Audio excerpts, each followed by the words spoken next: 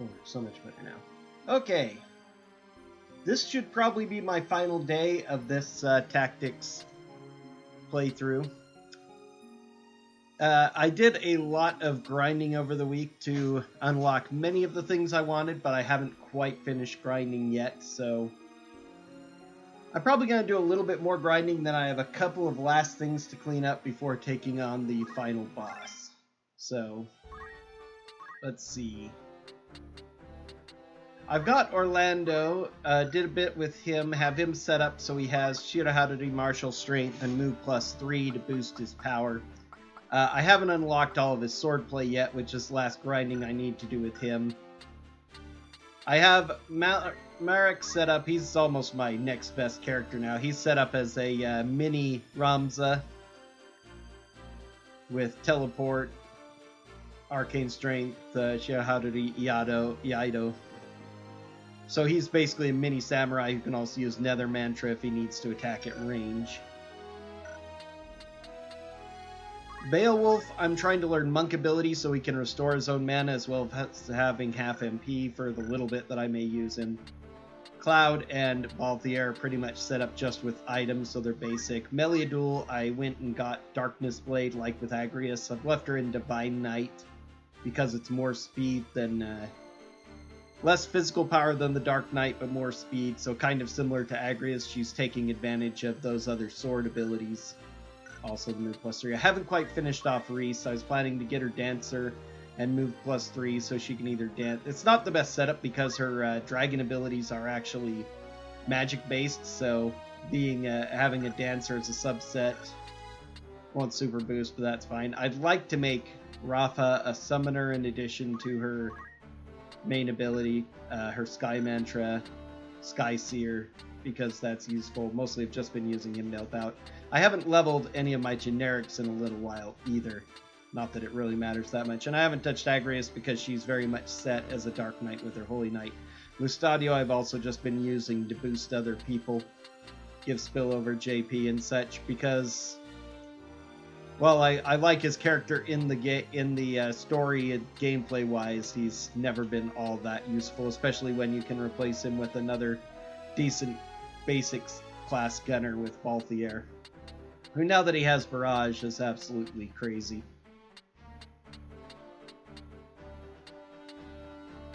So I've got most of the characters set up really the way I want to. Probably enough to come close to finishing. Rafa is the one who's most behind because I really like to... she's barely started in Summoner, but I'd like to learn... just get her the full set of Summoner abilities. Also needed to get her enough Time Mage to get Swiftness.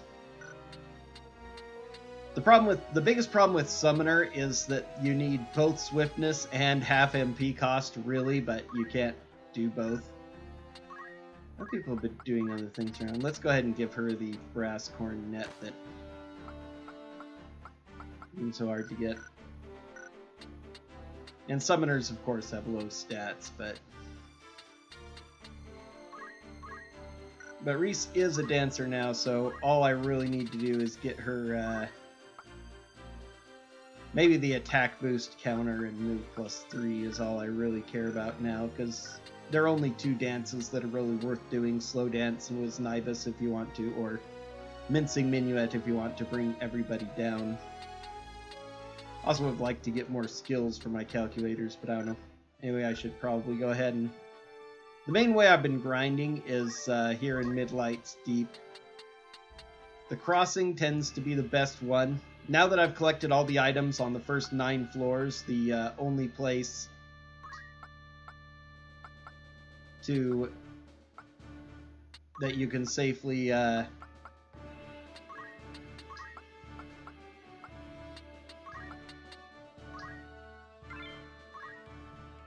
you have to be careful about where you step, because if you step on any of the spots that used to be treasure places, you'll trigger traps instead. The one drawback to always having like move, find item, and getting all the items is that this area tends to have some reasonable enemies, not too difficult of a map to traverse for the most part. and the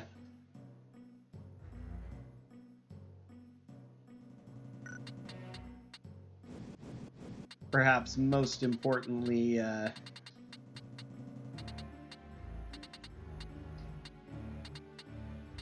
all of the items are up here on this top plateau, so as long as I don't step up there, which is kind of a problem sometimes when ghosts pop up and rain attacks down from the bottom, I have to teleport up there with Ramza to deal with them.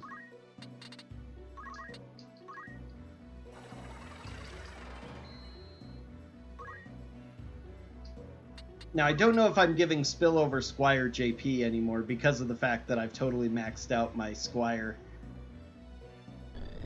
But I hope I am. I know that doing this has given a decent amount to many of the characters, so... I'd probably like to play this more on my own time to finish up these things, but I might not worry about it too much because I still think I'm probably a few hours away from full maxing, but I don't want to spend streams just doing grinding. I don't think that's very interesting for pretty much anyone.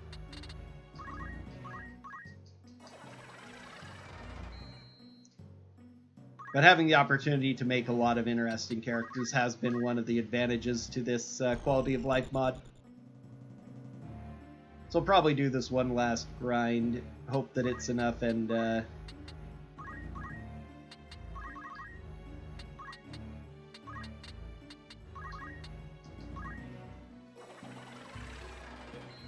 then just go and finish up the last few things.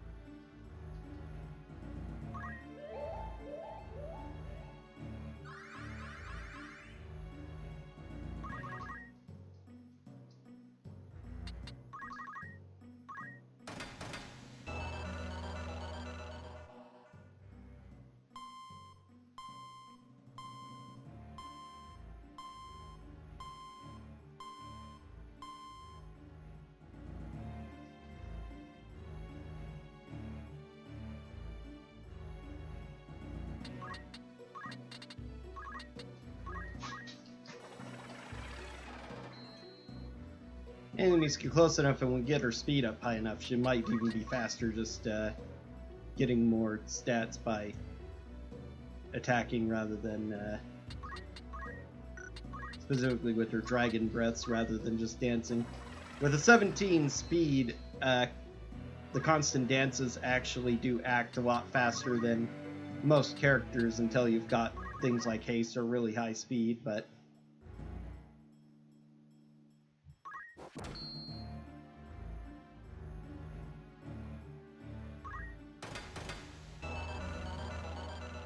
plus the chip damage of Mincing Minuet is not super impressive, but still need a lot of points to get her finished as a dancer.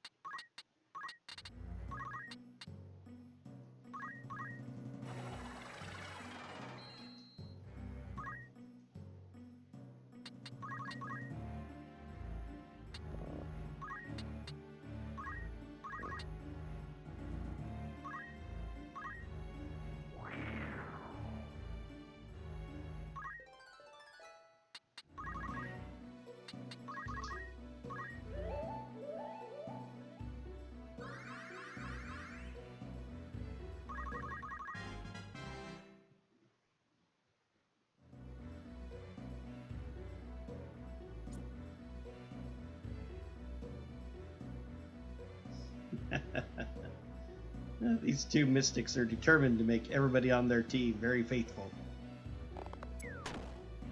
Well, it's fortunate for them that I really don't have any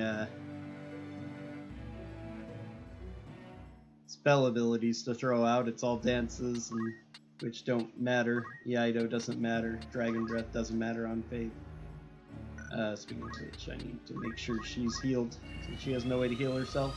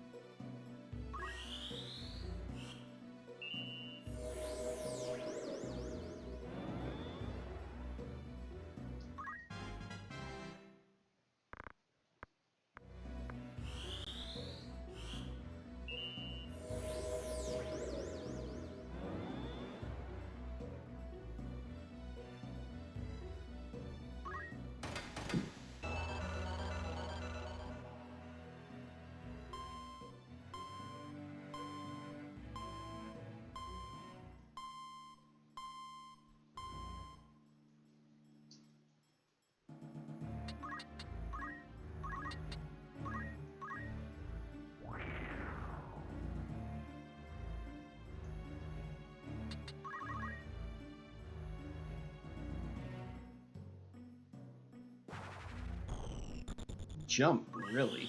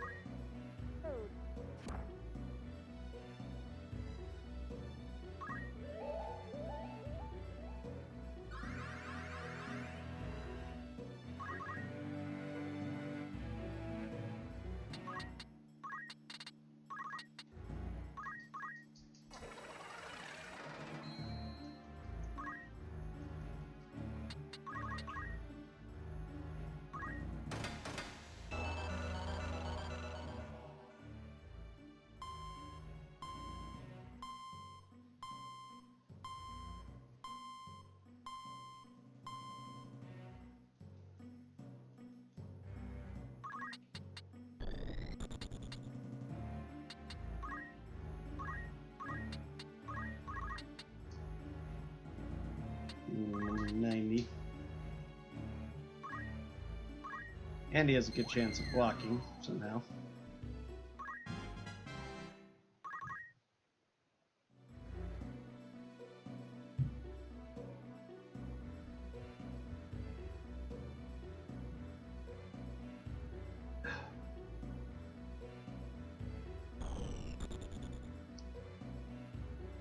Really can't afford to have a disable go off.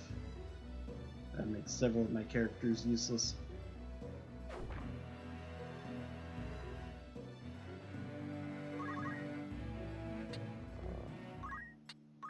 Alright, what is it looking like? Hesitation is going 7th after Beowulf, Kane, and Luso. Kane and Luso might have to zip up and finish him off, but they should be able to do that.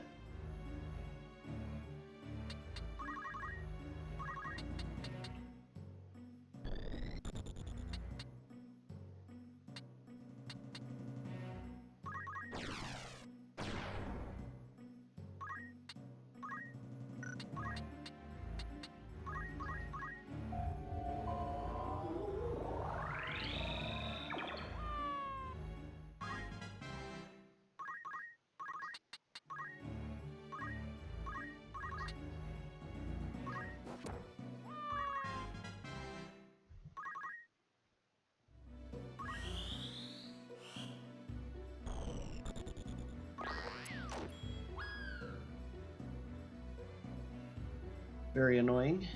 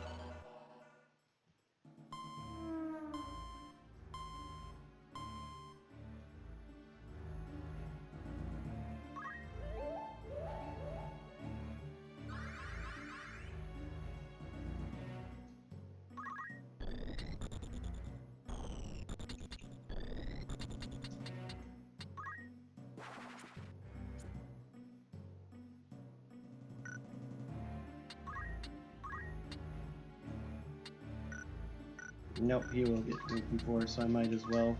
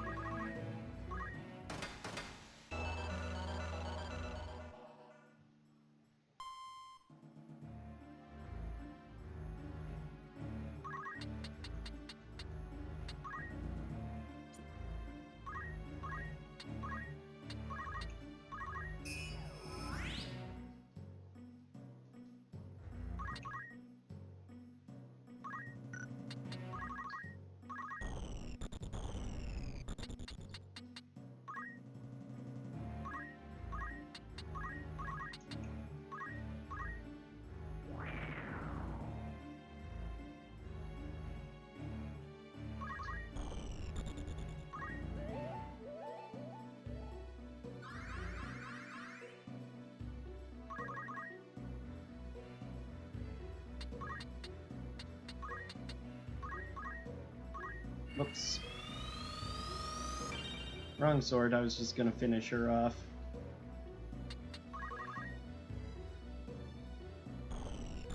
I guess being that high level of an archer gives her that good of a speed, too.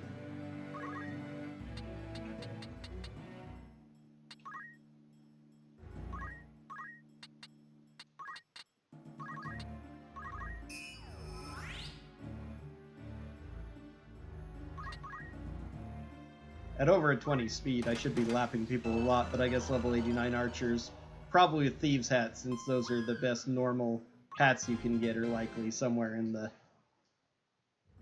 12 to 14 range, so it's a lot harder to lap them.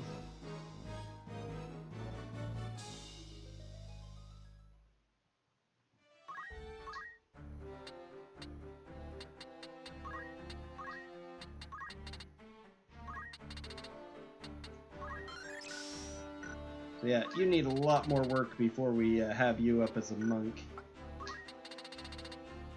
Dancer, you made decent progress at least.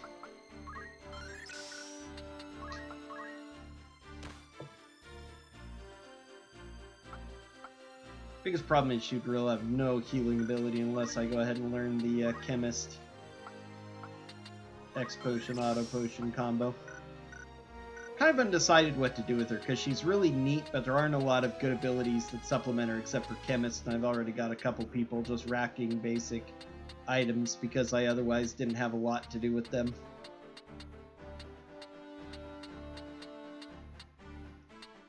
I was thinking of doing Summoner with her too, but it takes a long time to do that, and I wanted to do it with Rafa. And Summoner is a good supplement, I suppose, since you can't use it with Calculator, and I've got 3 calculators already in basic, so I haven't used it in a while since I've been trying to get all these other things up. But,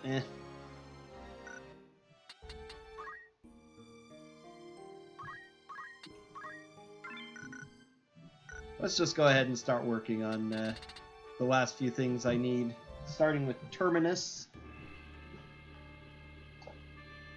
Need to get my map out because there are some last couple of good items I need to know how to get.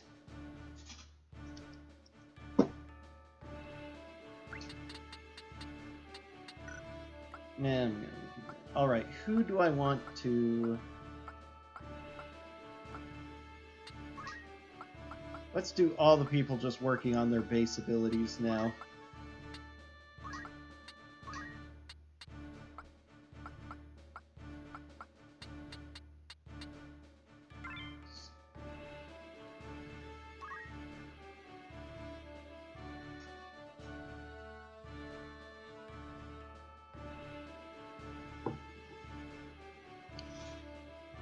If I don't get all the items here, I think I can redo the map without the Zodiac boss and just search for him, which might be a little bit easier. Now I have this guest character who I may or may not add to the party since it's the last one. What's this? The shadows glisten, and umbrage falls upon my meditations. The air is charged. Stones, seek you the oracite as well? Reap then your reward, for to it I am wed, and unto me power beyond knowing granted.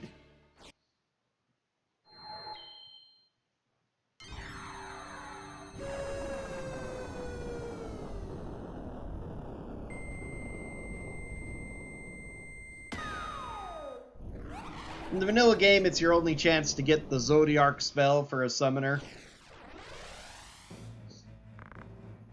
Oracite or Wick of Life, one is surrendered here. Quality of Life patch, they took that off and just gave it as a base ability you can learn as a summoner. And like a lot of super abilities in the game, it's not nearly as great as it sounds since it takes so much mana and so long to cast.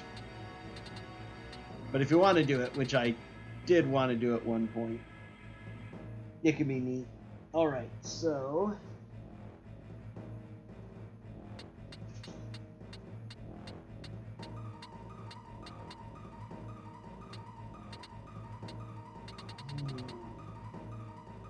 No, that's fine.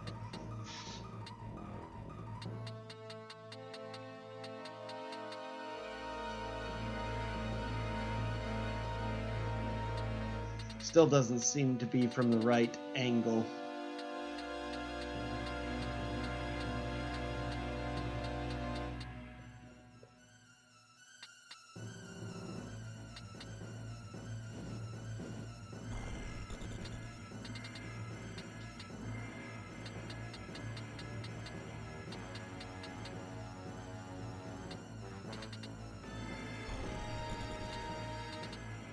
For the most part, this guide I've got has done a good job of giving me the coordinates, but some of the maps are slightly skewed.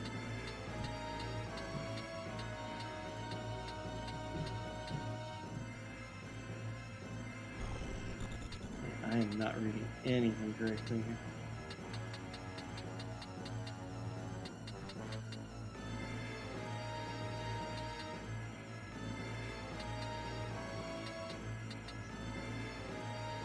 Would those actually be the places? Okay, it's in a 4 square, so the only one where all of them seem to match is right here. I guess we'll find out. No. Okay, so nope, this is not the correct place. I might have to look up online really fast, probably a better way to find it. Who do I want to boost more? Probably you, because not only will you have the better abilities, you're the one I care about more.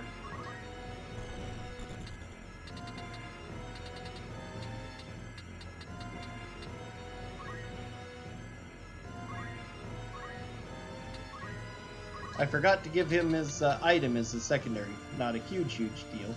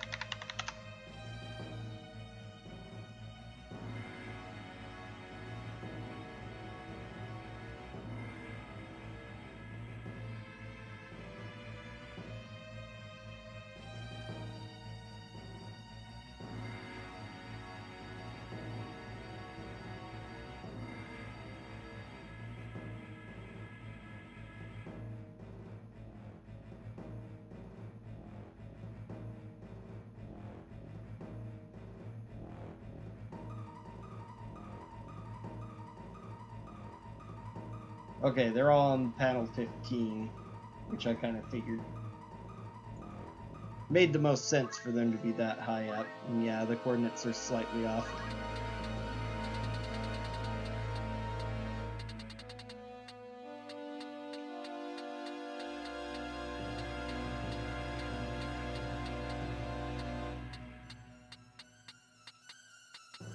So they'll likely be in those four corners, right? Because I think they still have the... Yep, two all away from each other, so don't even need to count. It's going to be those four. Which means that actually, Ramza teleporting up there is the best way to go about it.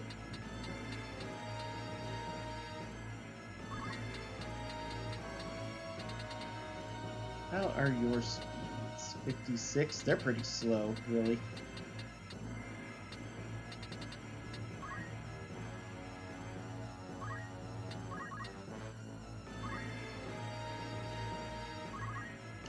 Meliadul was unfortunately slightly nerfed in the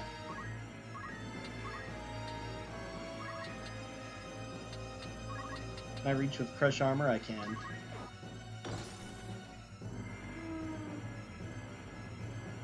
Because he decided to make the crushing abilities unique.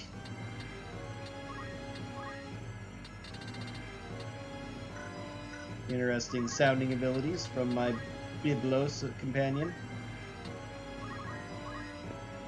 By having them both crushing armor and doing damage was considered a little bit... They're midway between the Tactics version and the War of the Lions version, in my feeling. Okay, you have items at least. I still only learned Braver, which has a pretty short range, but a relatively fast charge time at least.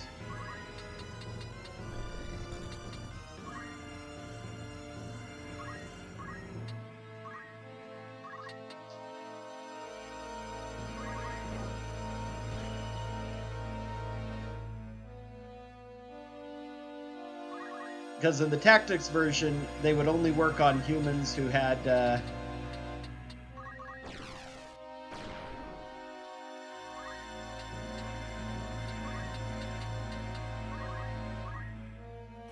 equipment.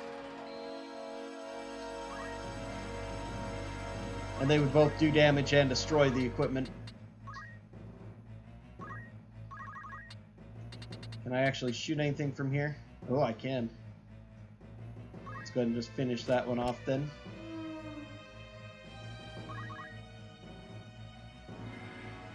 But they wouldn't work on monsters that didn't have equipment, or humans once you had destroyed the equipment.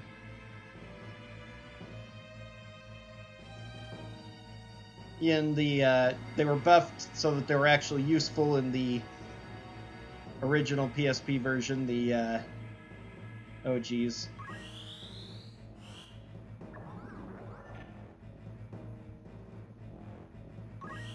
He's not going to be able to teleport up to get those at this rate.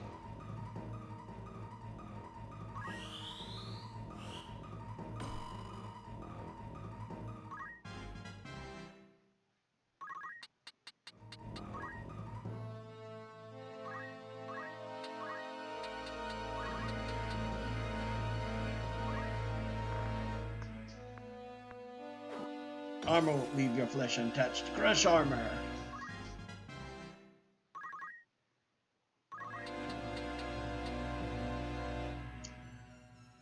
Unfortunately, this is going to kill me almost no matter what, unless I somehow kill him first.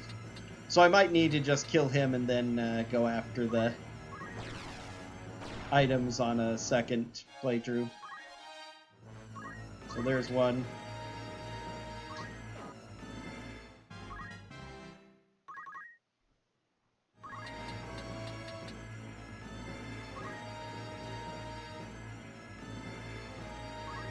Yeah.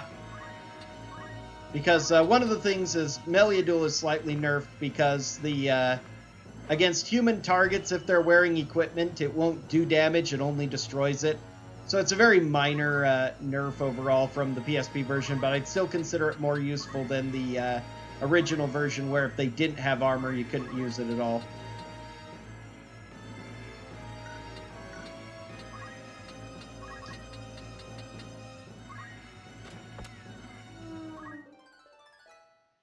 It mostly affects her rather than Orlando, the only other player who can use it.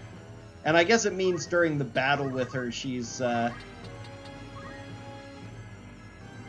slightly less troublesome, but it's usually a fight where you just want to blow her up immediately anyway, or you're in trouble.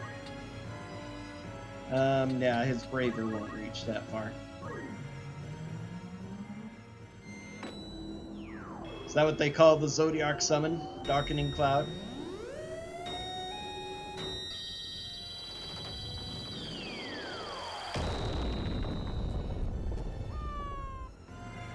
Just explaining the mod change regarding Melee Duel, since I'm thinking about her with her right there. Okay, let's see. How far...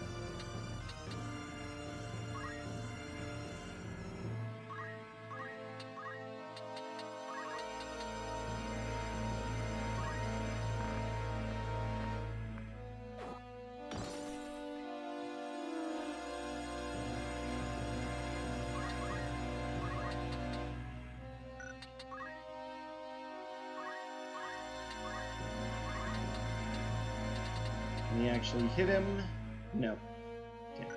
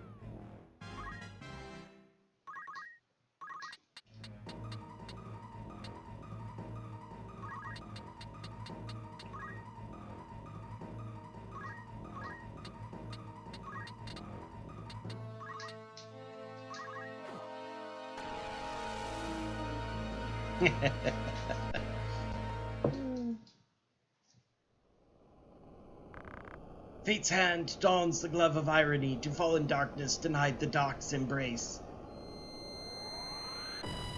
Yeah, among other things, they've there's quite a lot of little things, some balancing effects, not so much of nerfing the most powerful, though there is a little bit of that, but improving the abilities of like Marek and Rafa, so they're actually not entirely useless. Still not nearly as good as your Sword Knights, but at least using them isn't bad.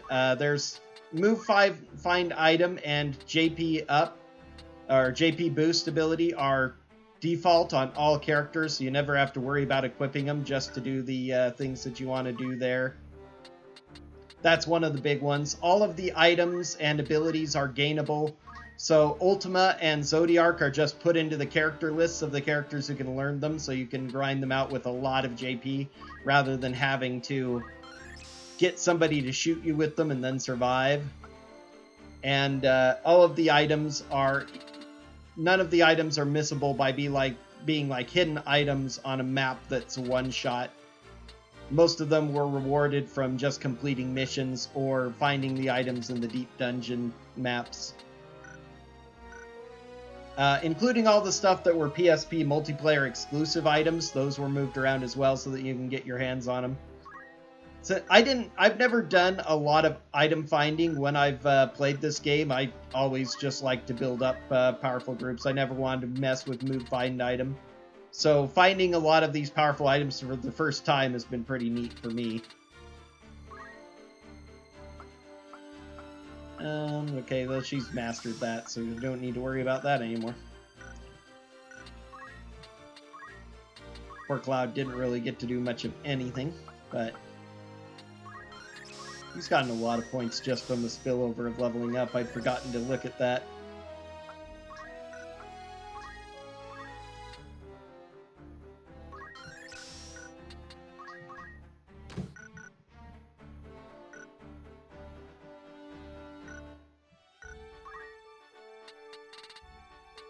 So there's a very small amount of rebalancing, as I say, because of that, but not a whole lot really significant because, again, that wasn't the major point of the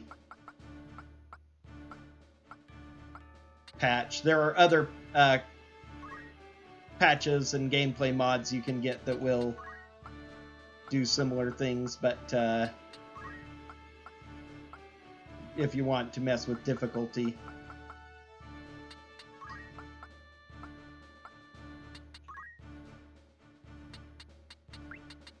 I actually want you towards there so you can teleport up and grab the rest of the items.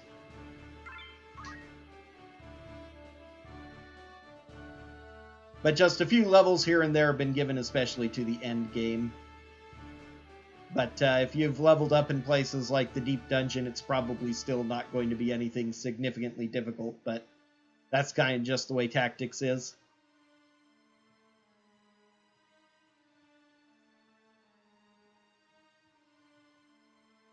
Okay.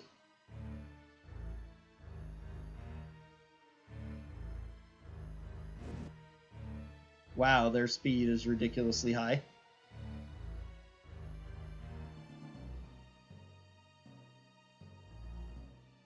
Relatively annoying group. It's going to be hard to get up there to grab all the items, I think. Because, yeah, they're just going to be able to cast and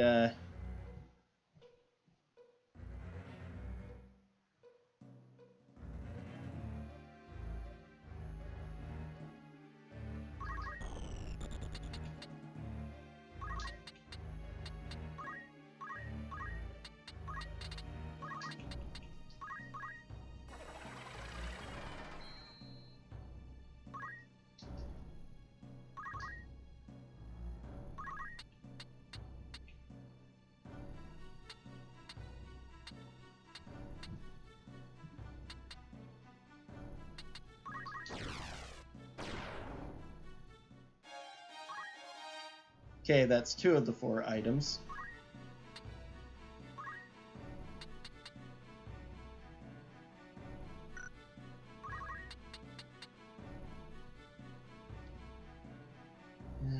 Kind of don't want to kill him because then I'll have to wait for that to wear off, but oh well. Getting rid of them while I can is probably the best idea.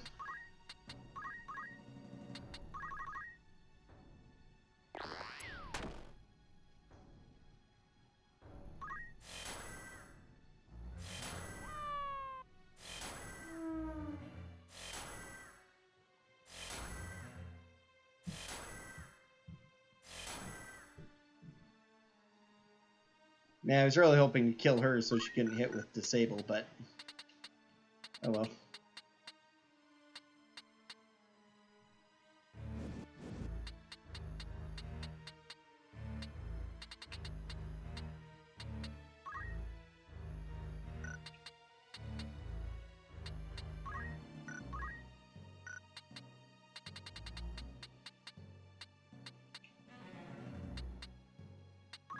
Okay, that's fine then.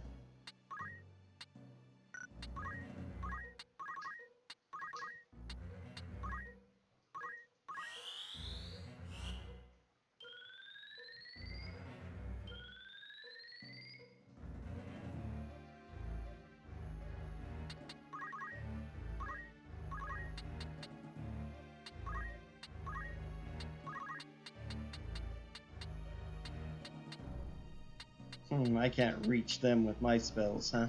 Not yet.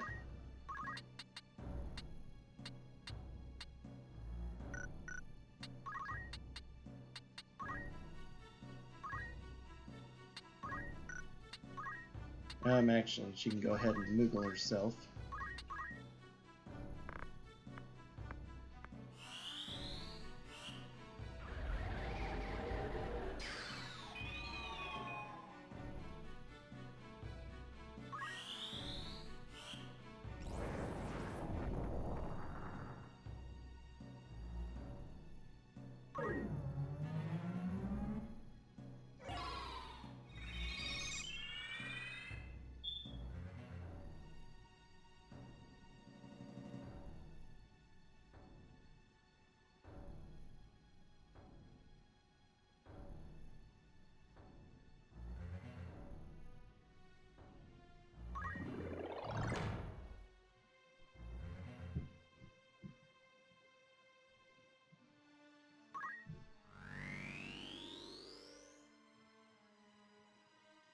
Okay, that's the last thing I needed to happen to him.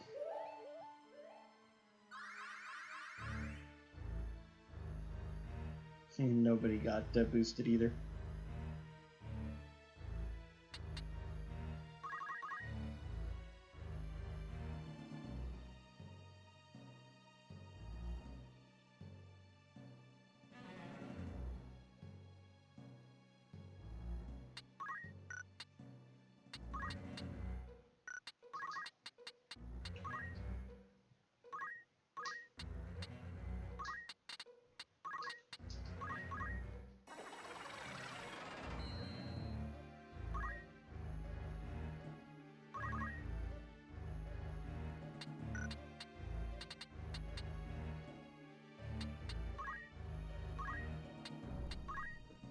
Let's see. Yeah. This should get rid of the confuse.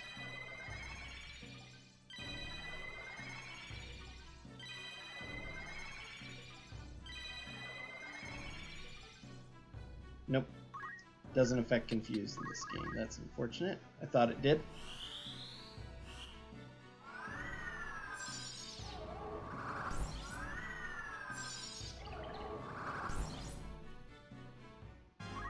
Wonderful thing about Merrick's low faith is that it makes it really tough to cast spells like that on him.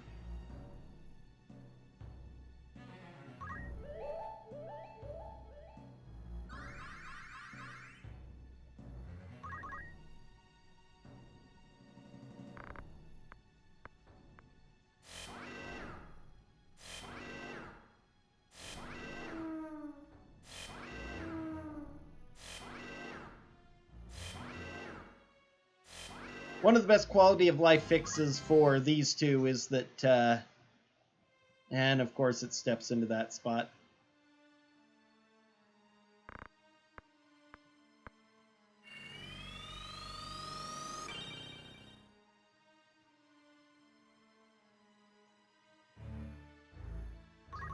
Is that if you're using Rafa and Malik, their abilities will not hit party members.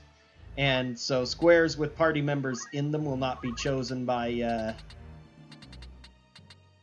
the random hits. So you can actually guarantee a lot of damage by surrounding an enemy with several of your party members.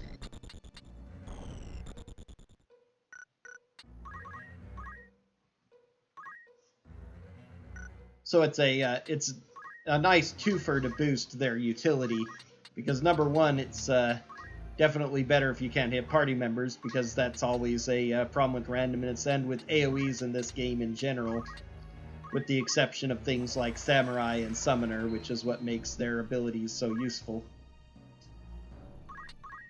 That they're friend or foe targeting. And number two, that you can use tricks like that to greatly reduce the amount of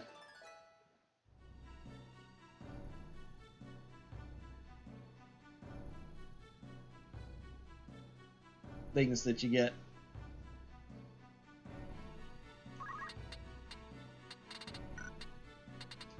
What can I possibly do to him to get rid of his confusion? Because the enemy won't hit him. That's two down. I might just have to kill them off and start again.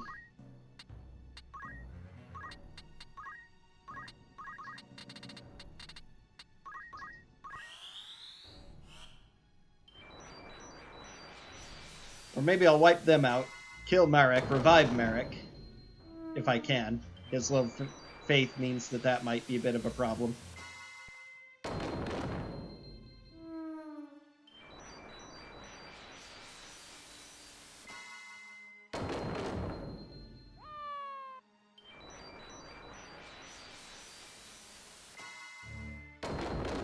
Oops, I forgot that they were on 5 too.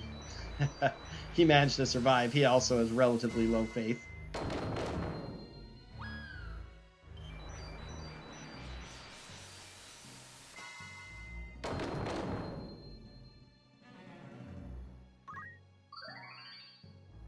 Yeah, auto potion. Oh, hey, it confused him. That's nice.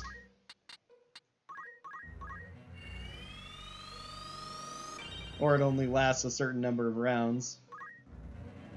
One of my 30 Murasames shattered. How sad. Okay, this actually works. Now I've just got a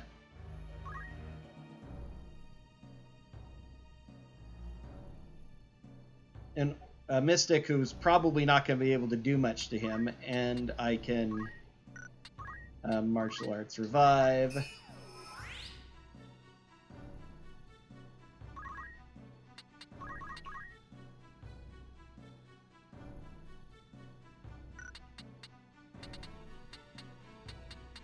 Okay, what can I not hit her with? That's fine. Actually, since they're on a 5 already, I can do height 5 haste and hope that that hits him. Not that it matters, because now I'm waiting for the enemies on those 2 squares to die. Yay, low faith. Missed.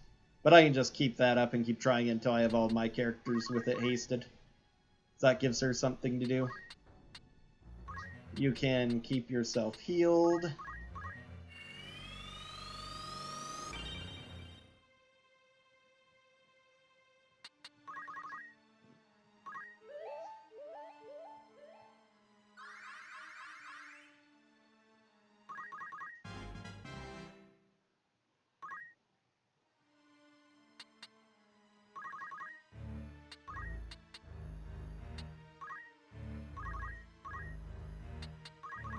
Move yourself up.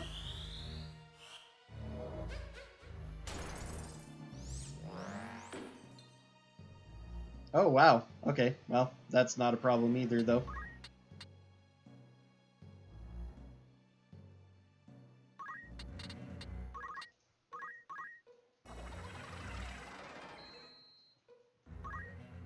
Really surprised that that was able to hit, but just means that this person's offering a lot, and...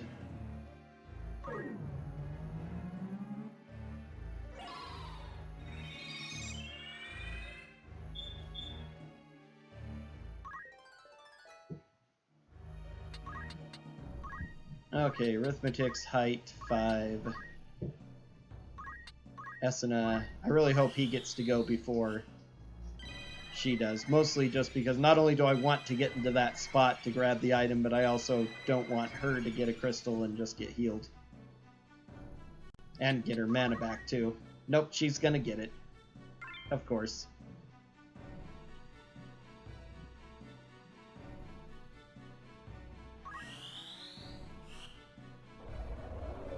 Kind of hoping that that hits and does damage, because it'll allow me to get more experience by regaining life.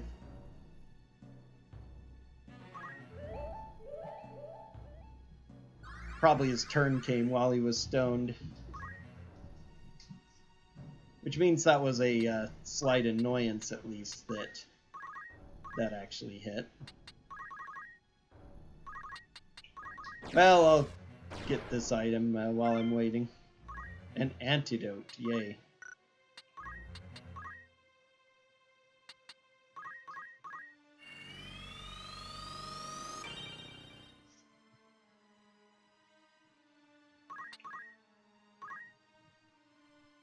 Well, she's definitely going to move on to that, so whatever.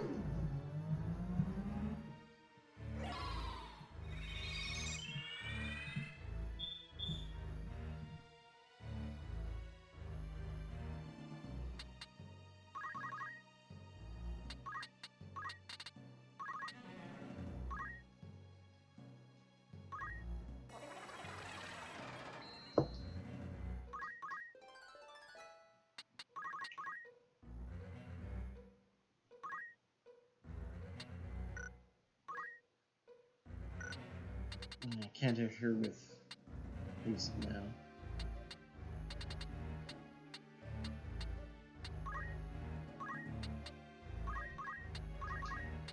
And at level 5 for haste still.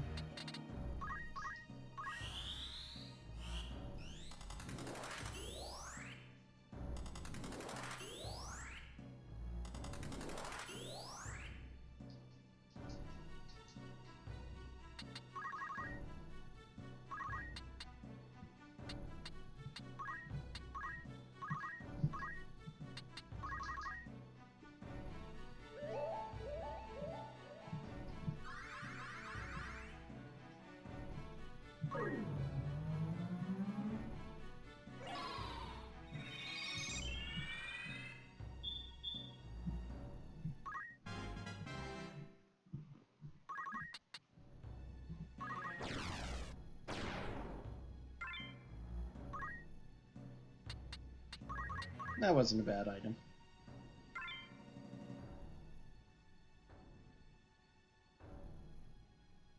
%48 chance and it hit. Yep, that's tactics.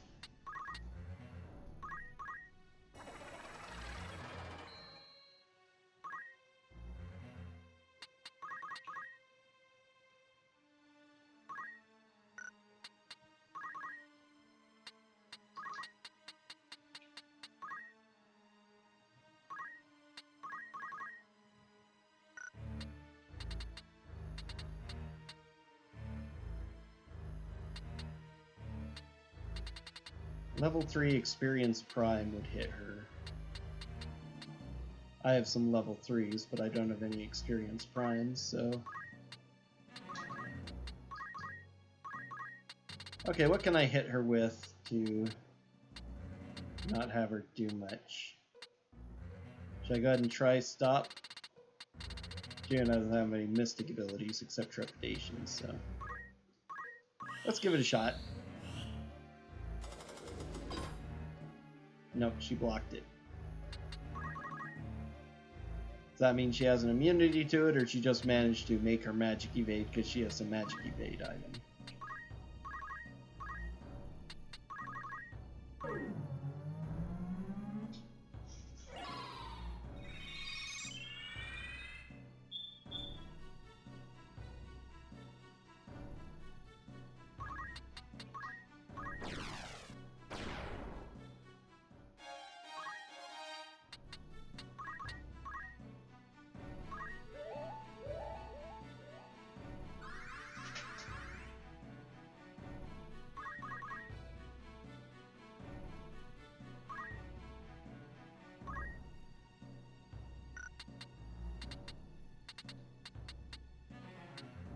Okay, provided he doesn't get hit by the stone this time, he should be able to...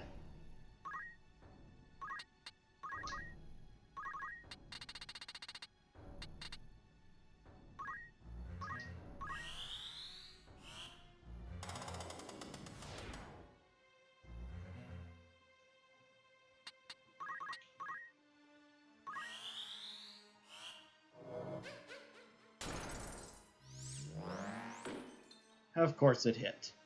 248% chances hit because naturally they do. Because this is Final Fantasy Tactics. And it is utterly unfair. Deliberately cheating when it comes to percentages.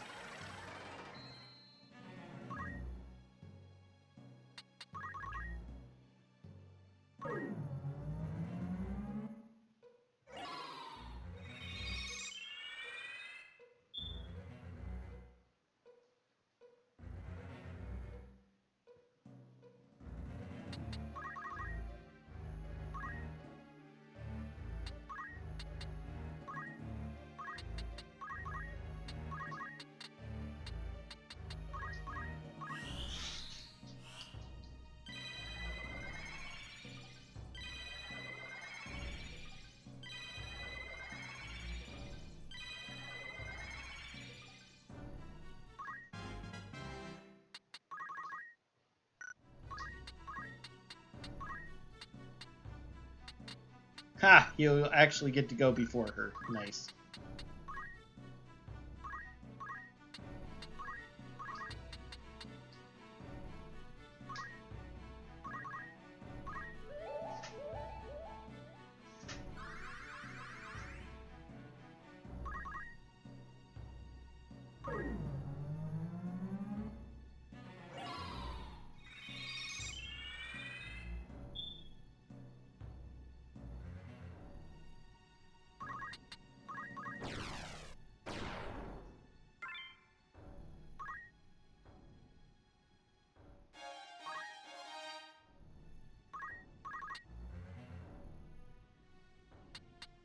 Naturally, that's not going to be great. No, she'll go first anyway, so we want to Iaido.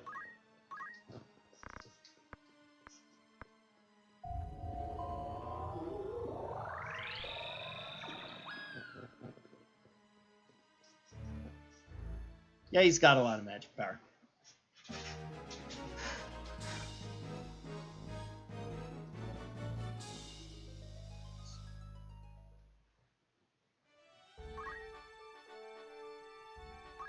Okay, now I've got these last new items. What are they exactly? Valhalla is a fell sword, so that's for Dark Knights. Two-hand only. Effect KO, which I believe means when you equip it, you have KO on, so you have to revive the person. So that's how most of those work. Chaos Sword is a Knight Sword with effect of stone, so it's kind of similar. Meh. I'm not a big fan of those. It's definitely the highest attack power, but you have to have either anti-stone on or unstone them at the beginning of the fight. Fun to pick up. Okay, what about Dreamwalker and Valhalla? +4 magic. Okay, that's finally a good staff. And Crown Scepter +4 magic as well. Okay, those were worth picking up. For whoever I decide to put them on for finale. Okay, how much did you gain from your summonerness? Enough for one more summon. Figured that wasn't that much. Marek, I don't really care about much. He's got almost everything he needs. Who else is like level in here? Beowulf.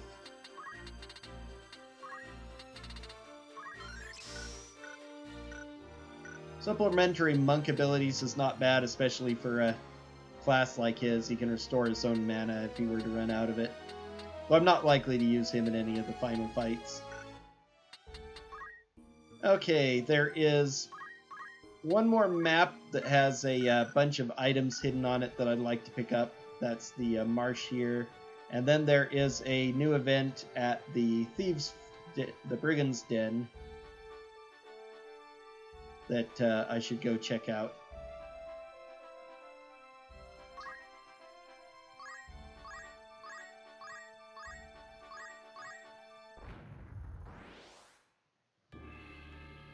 The thing I'm most interested here is a set of gloves called the Briggs Gloves.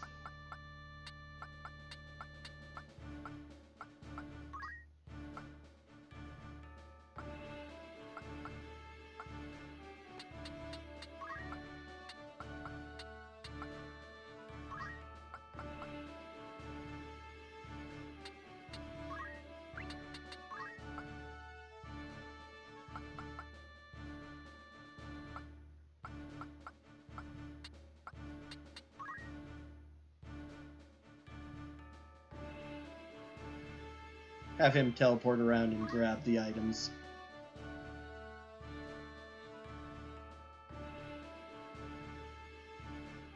Okay, items are at 22, 212, 90, and 93.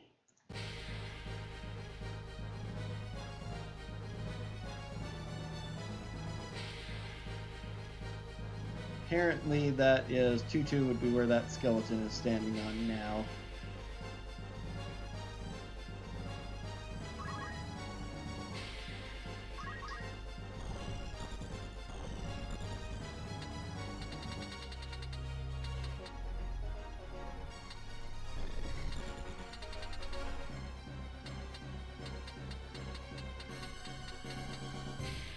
Okay, nope, can't be that direction because that would put that there.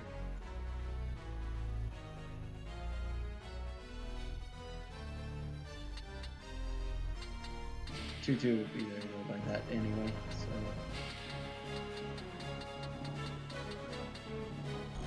So probably then it's got to be from here because there are only 12 that direction. There aren't 12, so it can't be one of these two ways. So it has to be this way. So in other words, she's actually standing on one, so she's going to have to move.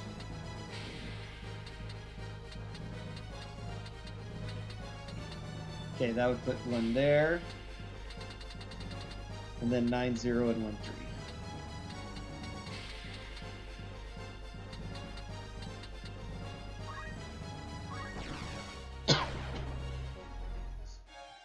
There we go. Deathbringer, okay.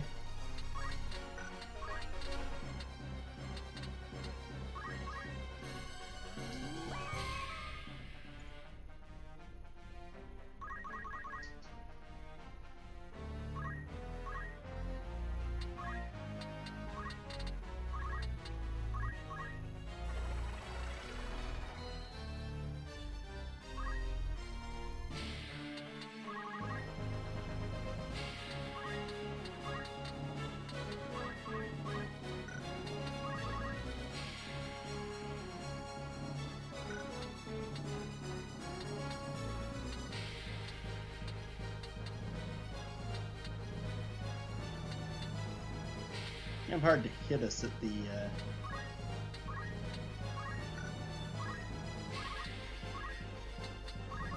Just do this for a little while.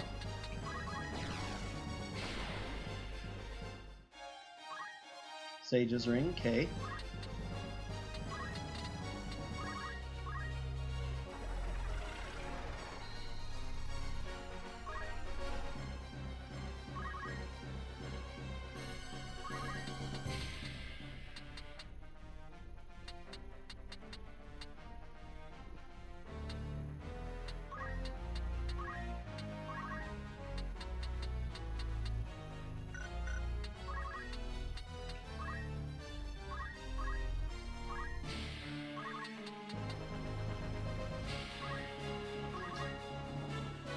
Hopefully she doesn't get one shot by...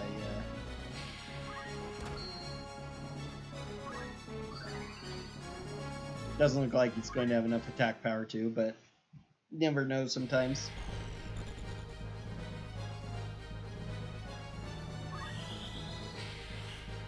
Oh, I should have stayed in place to get the haste, but she needed to move out for that. I should have just walked next to it and waited. Haste would really help her out. Oh well.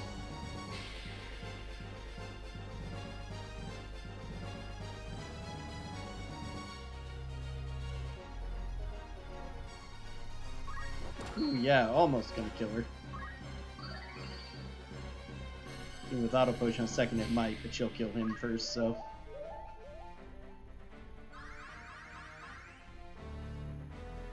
He has not been getting very good luck with accuracy on his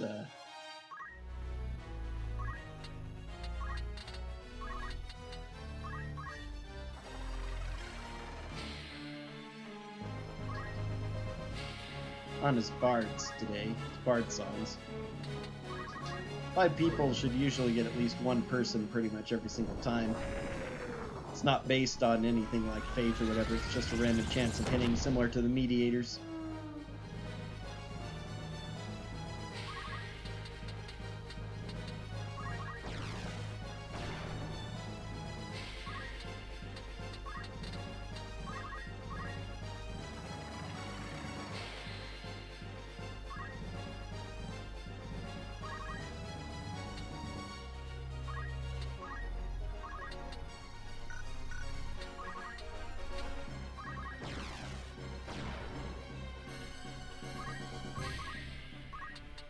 Forgot that she also had teleport on, so I could have been using her to teleport around.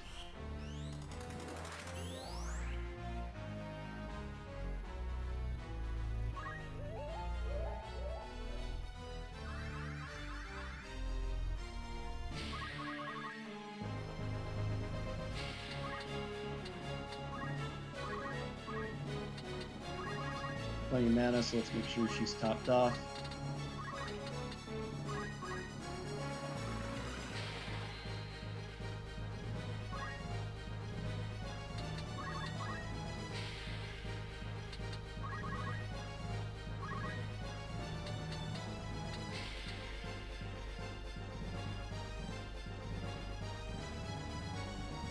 Three, 4, 5, 6. So I'll need to teleport 6 squares more to get to it. Which I could do in either 90% chance of doing it in 1 turn, or 100% chance of doing it in 2. Yeah, I might as well go for it. I have a decent chance of getting like a 1% double fail, but because this is tactics, but I'm gonna go ahead and take the risk. Get this over with quicker.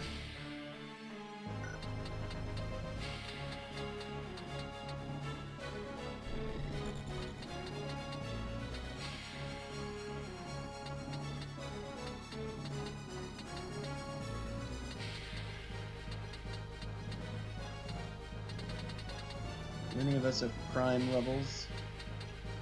Not yet.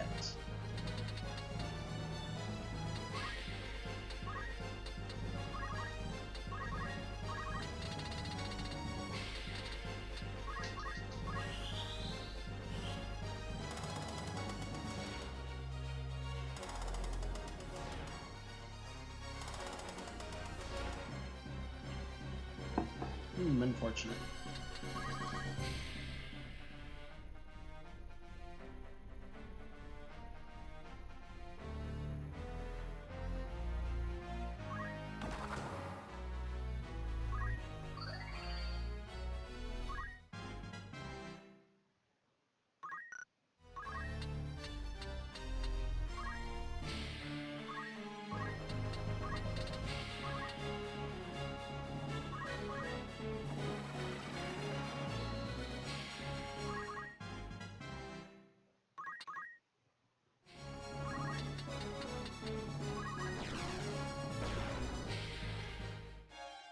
Easy every time.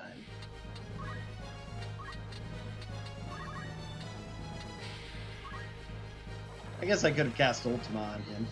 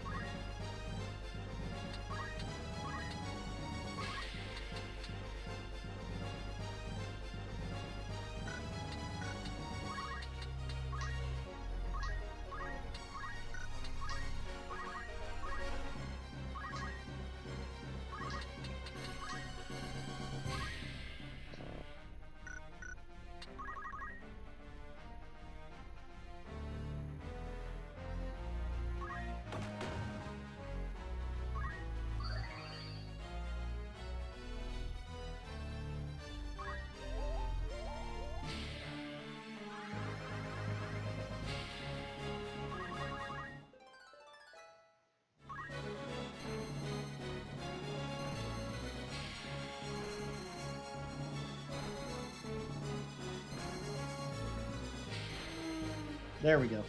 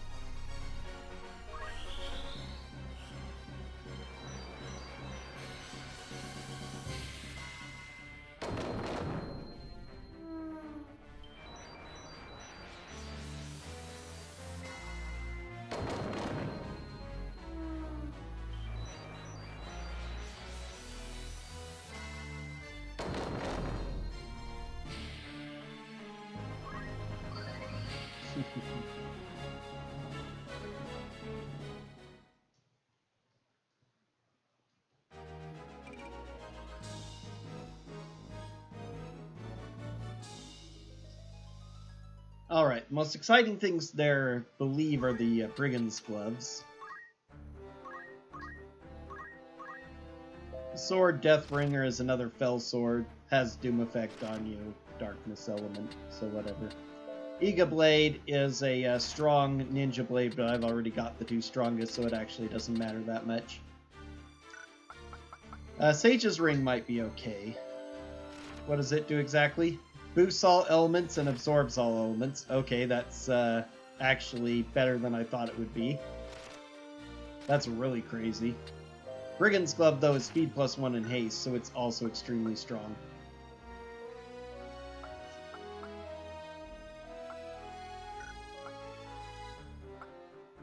So, let's see.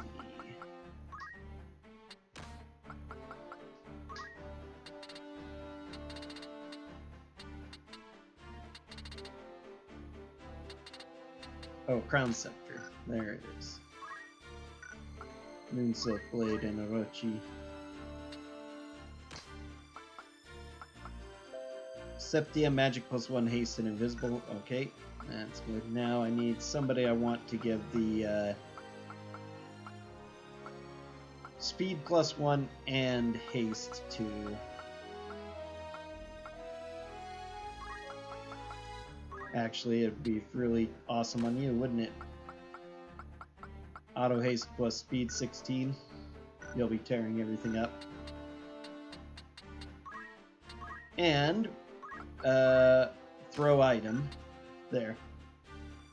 Now you can serve as a helper or a killer as need may be.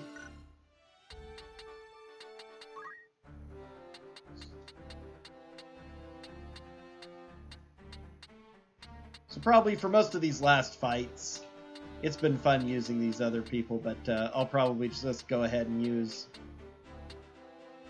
Agrius, Orlando, Balthier, Meliadul, or maybe I should use one of my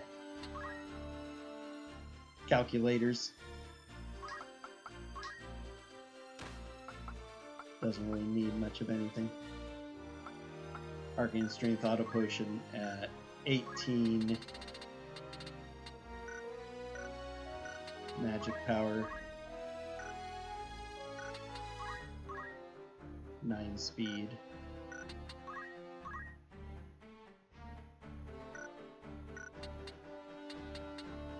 Yeah, Simone's probably the best one to use. He has the best collection of spells, I think.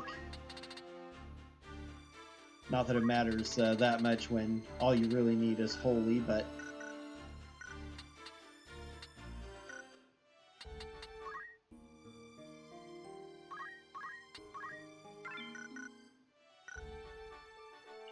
Okay, let's go check out Brigand's Den and see this last quest I missed. Other quality of life thing, of course, is that if you want an encounter on a tile, you just click on the tile. If you don't, then... Okay, you've probably got to do some sort of rumor in a tavern to start it. The Horror of Riovanes, Zodiac Stones, Legend of Zodiac Graves, that's all normal stuff.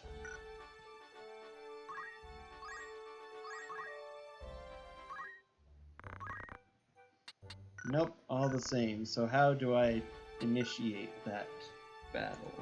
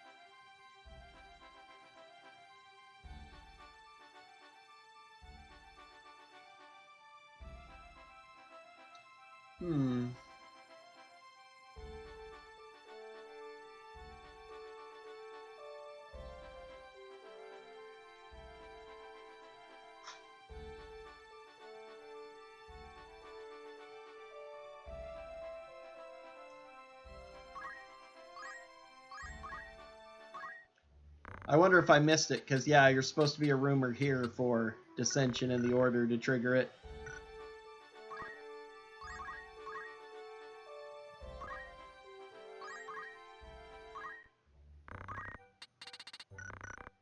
That's too bad.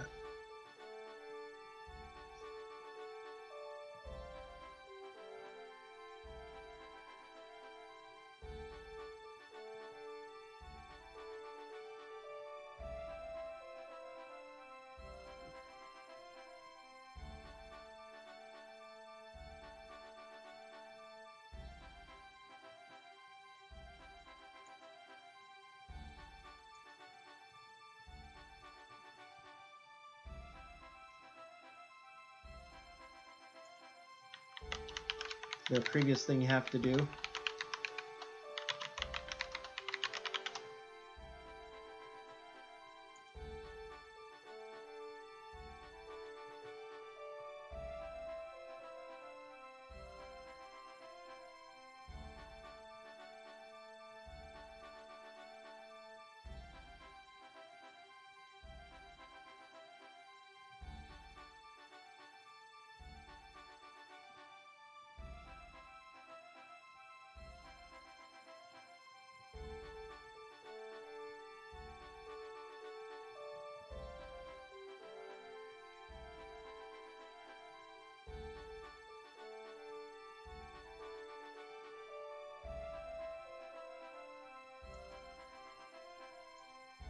Okay, we have to go to Zeltinia Castle first, apparently. Which is where? Way up there.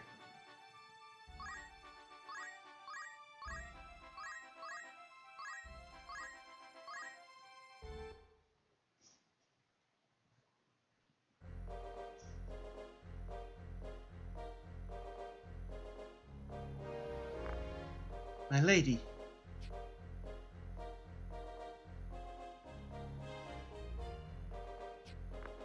Agrius? They put them back in their default jobs. Pray forgive the late hour of our coming, Alicia and Lavian. Oh, Agrius, gods be praised you're alive. I'd no way of reaching you, and I'd feared the worst.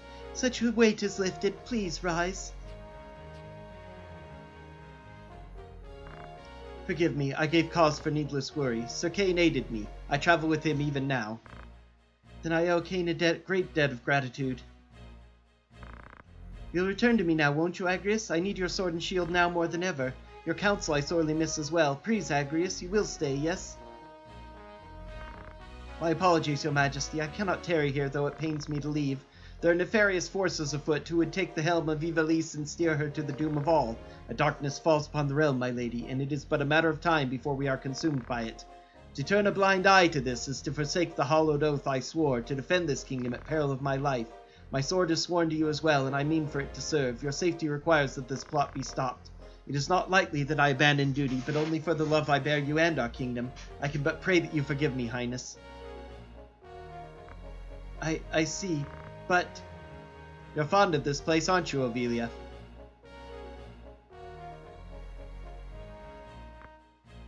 Delita. Well met. Agrius, was it not? Unmannered dog, how dare you address Her Majesty by name? Agrius, it's all right. But my lady...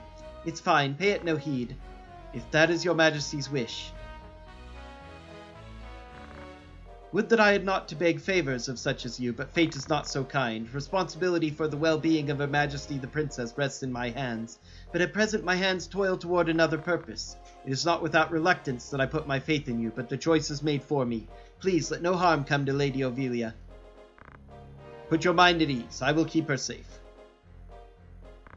I shall trust your words. Should aught befall Her Highness, know that my vengeance and your death will be swift. Agrius!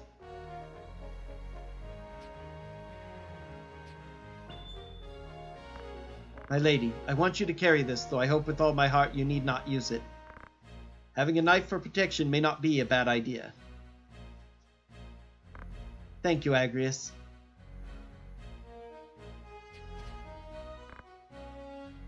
And now I must take my leave. Father, watch over you.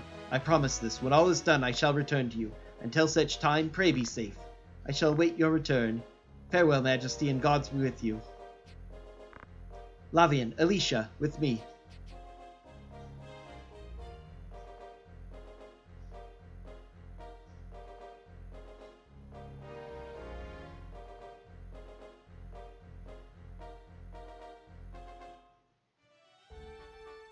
Slightly awkward. Okay, can we view the rumors here, or do we have to do it in Garland? Curse Style of Nelveska. Yeah, we already did the Curse Style of Nelveska, so it looks like it'll have to be in Garland. Possibly Iagros, since it's near there. There we are. Disorder in the Order. The Order of the Northern Sky lost their leader, Duke Larg, at the Battle of Fort Besselat. Their misfortune was followed by further tragedies, the mysterious disappearance of their commander, Lord Zalbag, and the murder of Lord Dystarg. These events exacerbated the discontent already in the Order, causing a group of knights to defect, taking up residence in a former brigand's den, and terrorizing nearby towns.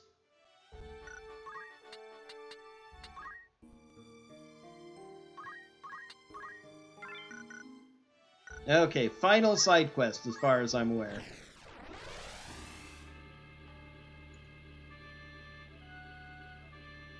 Alright, we only get 4 because Agrius is automatically going to be in the party, which is fine. So let's go ahead and have you.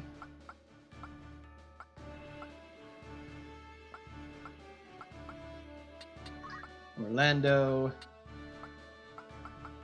And Balthier. Never completed the War of the Lions, so I've gone like more than 3 chapters into it, but I'd never gotten Balthier before, so I really don't mind using him, and Orlando is just so awesome, I always like to have him anyway. We've reached the bottom of the barrel. Our rations will soon be gone. What now? Strike another wane? I think not. Our numbers swell. The time is ripe we sacked a village. We've scavenged scraps for long enough. Let us feast now from the table. You'd have us raid a town? I cannot help but feel that goes too far. Too far? Who was it who stood at the front lines at Besselat? You and I. And this our recompense? We risked our lives while those damnable Beowulfs fled for theirs. Let them reap now what they've sown. Steal and plunder till there's naught left. What we take is what we're due. And if the order should appear, we give them a fifth and they disappear just as quick. Ha! I like it. That's why we follow you. Mayhap you've some wits after all. Someone approaches. More come to fill our ranks, eh? So you're the turncloaks who dishonor the order's name. I'll abide your crimes no longer. Yield now and keep your lives. Yield, the boy says. Beg pardons, my lord. I'm afraid we're not very good at yielding, lack of experience and whatnot. We'd be happy to let you on your way, though, with one condition. Leave us that wench. You craven worm. You think you women sport? Then be glad, for I've no mind to leave. Not until I've had that tongue from your throat. Oh, you'll have far more than that, sweetness. Now, normally, since she joins as a guest, she'd be auto-controlled, but one of the quality of life things is that you get to control all of the guest characters, so very convenient for many of the fights.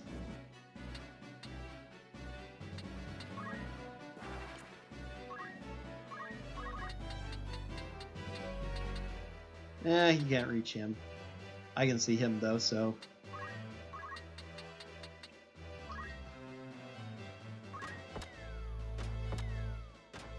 If I'd managed to get everybody up the way I wanted to, I would have gone through all of my characters for the final battles. Why lower yourselves to this? Did you not join the order to protect the people? Are you daft, boy? We joined the order to make a night's living. And what a living it's been, driven on like beasts of burden, denied our pay and even proper rations. Would that honor-flavored soup I might have use for it, but I've had my fill of boiled lentils.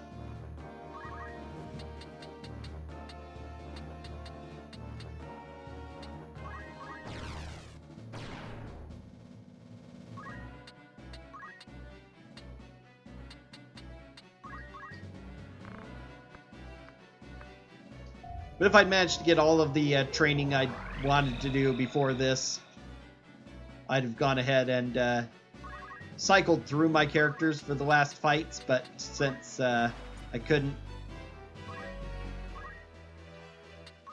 I want to see more dialogue, though, so I think I'll leave that ninja alive as long as possible, as dangerous as it sounds. Because I think Orlando and Agrias should have more dialogue as well for this fight.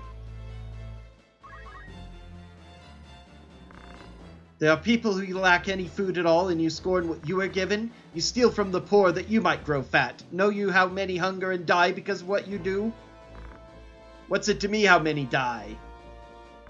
It's not your bellies that are empty, it's your souls. If you would rob others of the right to live, then you've no claim to it either. Let's see. Oh yeah, guy's here to kill.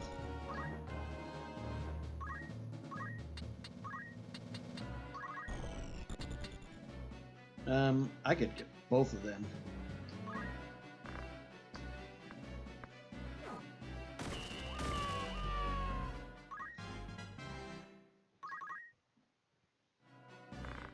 You see, my friend, your spirit yet lives on. The time for cautious restraint is past. Let justice now be served.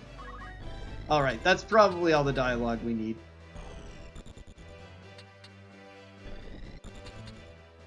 So let's go ahead and finish off El Ninja here.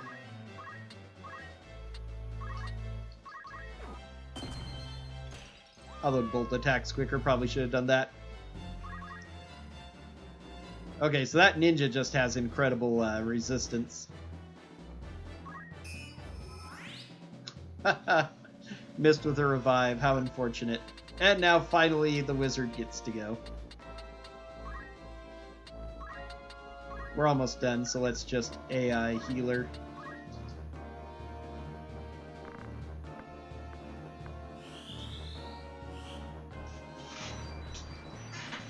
If you choose Defender and defend a particular target, they'll try to haste them first before going on the offensive, most of the time.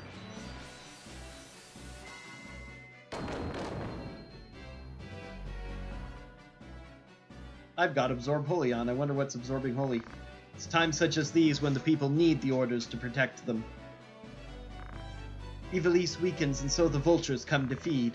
We'll no doubt see more before the end. This strife must be quelled, Kane, and soon.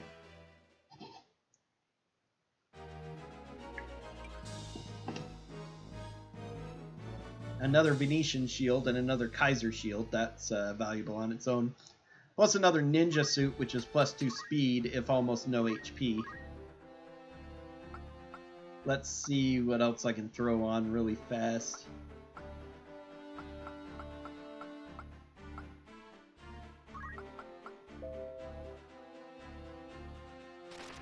Yeah, I like that for the halving of all elements.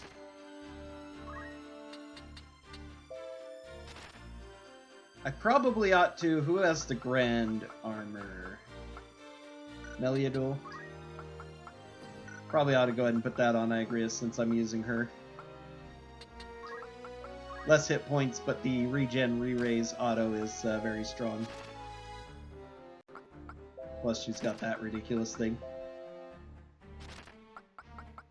Two things with auto protect shell as well. So even with only 435 hit points, she should be ridiculously hard to kill. Immune to blind and sleep as well, so that's good.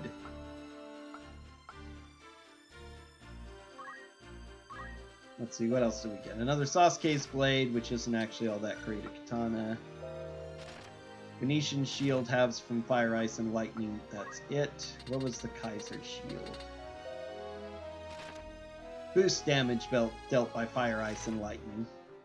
Which is kind of nice, but you need something that deals that, and none of the sword abilities do unless you have a weapon that does the same. Ragnarok is simply a very powerful shell weapon.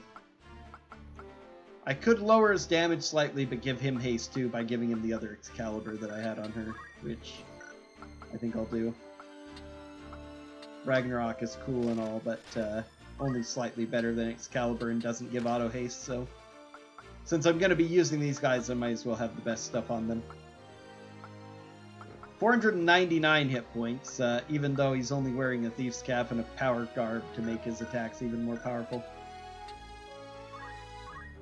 And you've already got Ninja Gear, Acacia Hat, Briggs Gloves, which is with auto haste. I could give you one of these better shields just in case as well.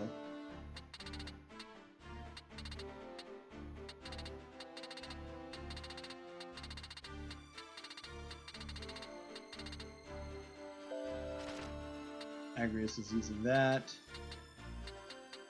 Who's got the Master Asuchi on? Might as well put that on. Ah, poor Meliadul. She had all the best stuff and I'm stripping it because I decided not to use her in the final fights.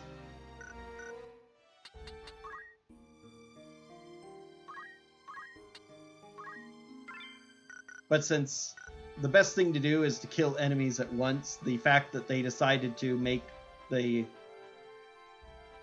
sword destroying abilities only destroy if that's what they've got are slightly less useful. Okay, no more rumors here, which I figured, but...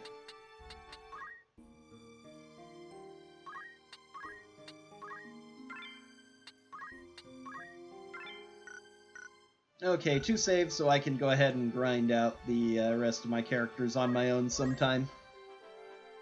Let's go ahead and start the end game.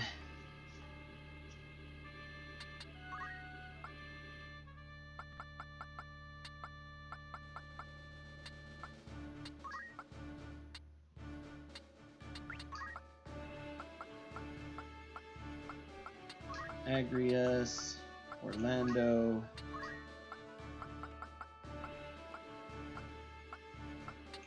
Balthier, actually.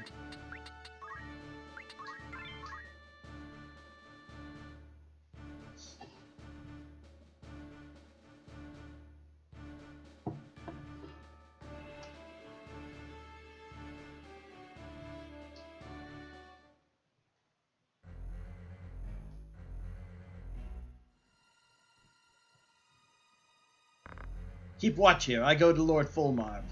My lord.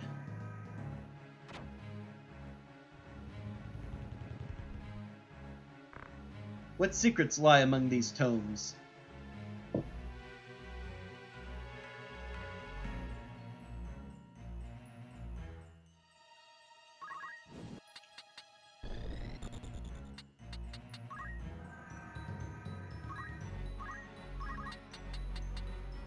Let's see, I can hit, so let's barrage him down.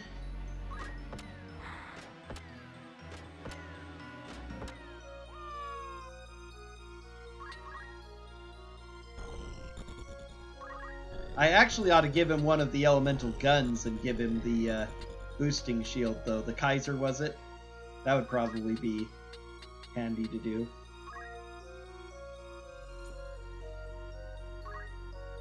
Let's see, who should I kill?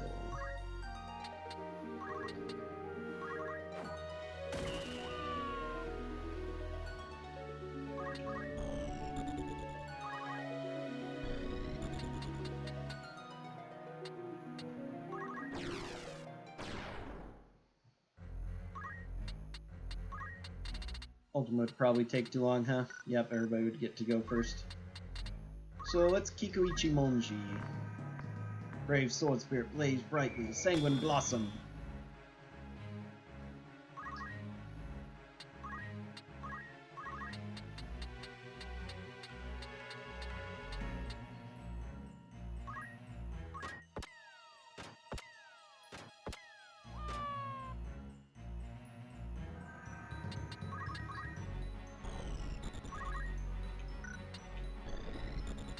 Let's see.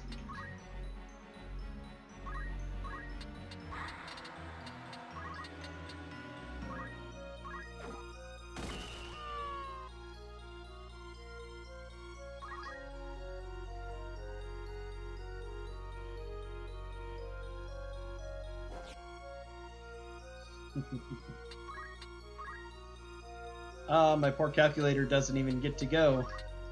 My knights are so powerful and fast.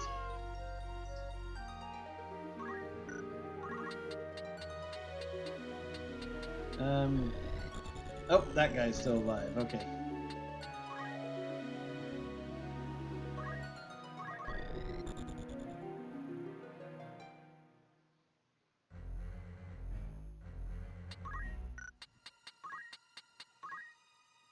Go ahead, finish him off.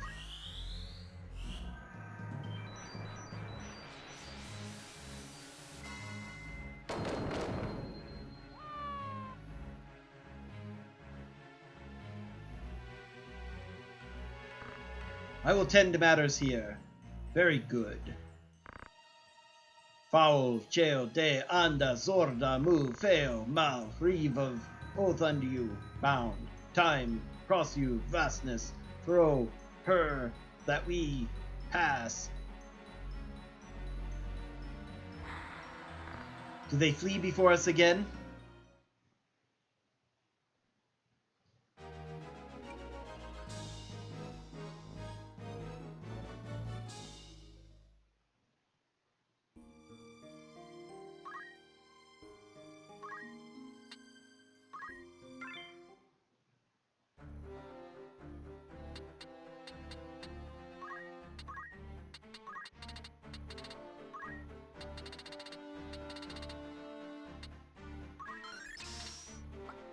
He has the best ability, so he really doesn't need to learn much, but he's about the only one who needs to learn anything in this group.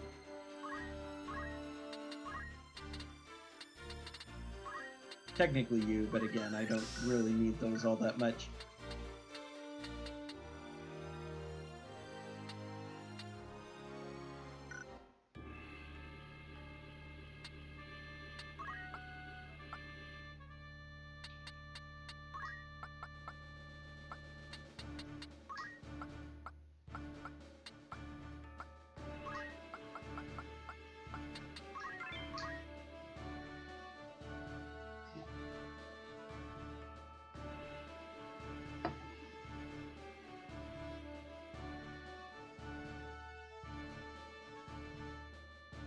Honestly, I guess I should be using one of my females because I could give her the other auto haste.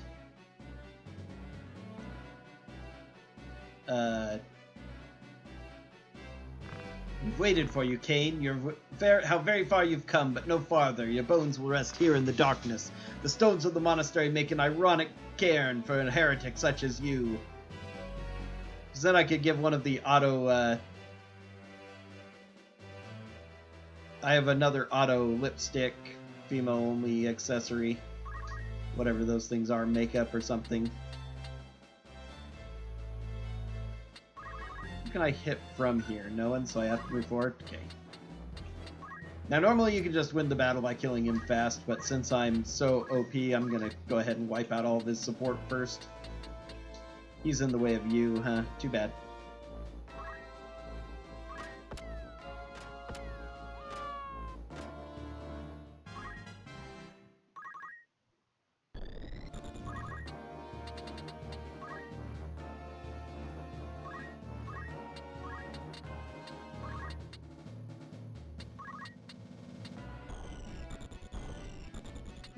Can't get that one from here, so have to get you.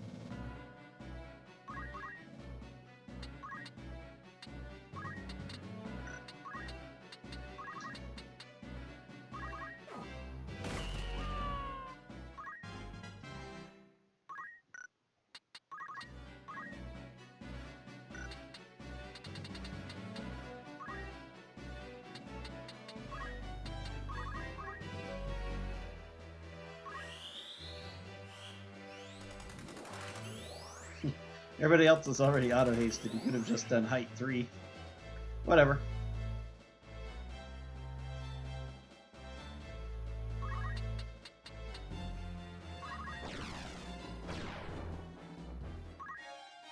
Oh, I found an elixir. Nice.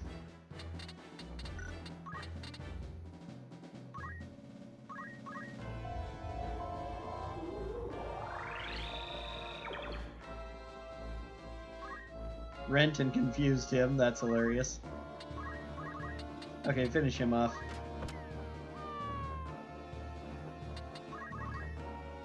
And Agrius gets to do the killing blow here, which she can do from where she's standing, actually.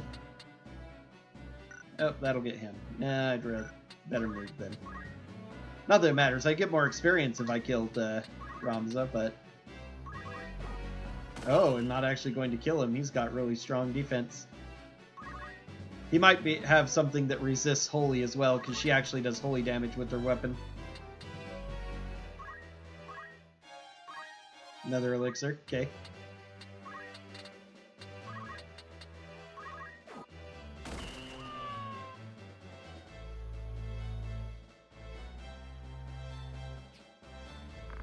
It is not my time. So much remains to be done.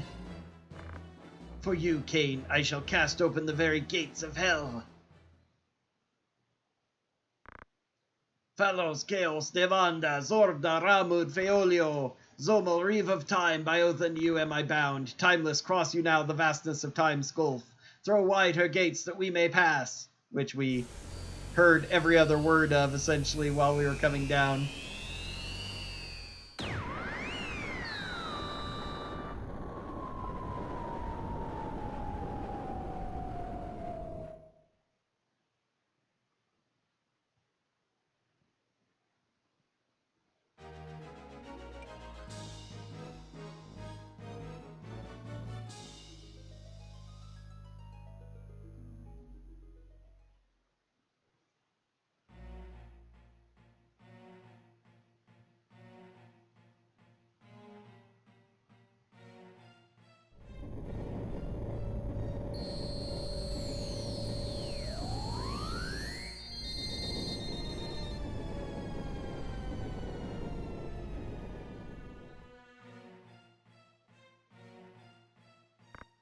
What is this place?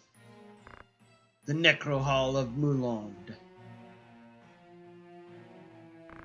Never again will you see the skies of Ivalice. Without the glyph, the gate, there can be no return.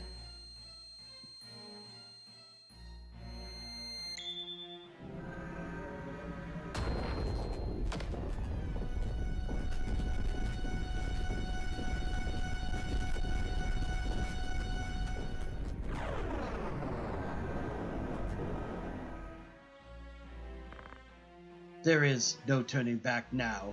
Go! Your sister waits. Alma is near.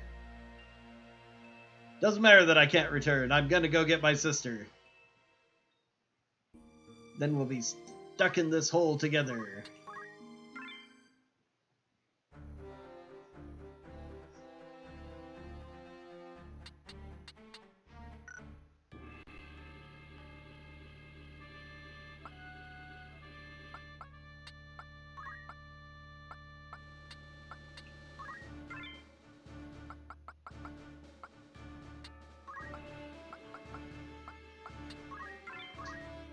All right.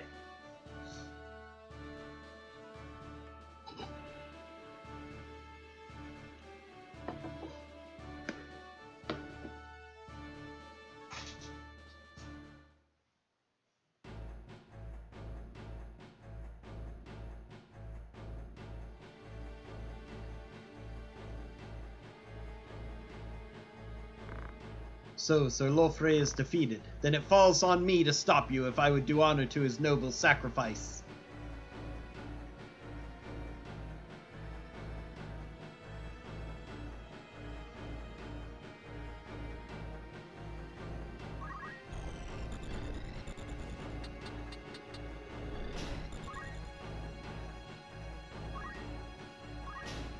Okay, can you one-shot them? No? Then we have to barrage one-shot them.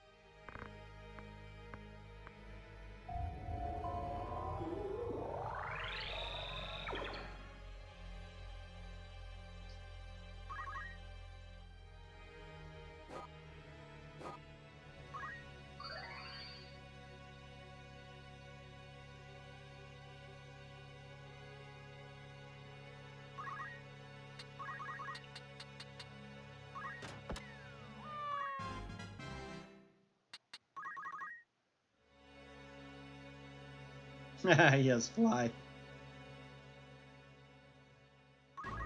What's that spell he's casting? Some sort of resurrect? The one thing I didn't do is, since I didn't bother training up Agrias, I didn't get her move +3 like I did several of these others. So that's a slight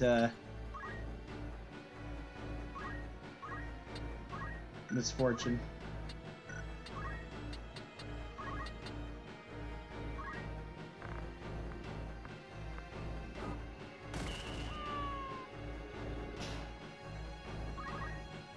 So she can't zip around the map like Orlando can, nor does she quite have the range of Balthazar.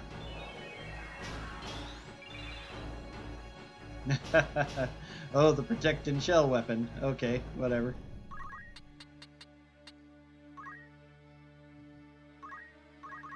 Okay, can he hit either one from here? Yes, he can hit him. He's hidden behind there, not a huge surprise.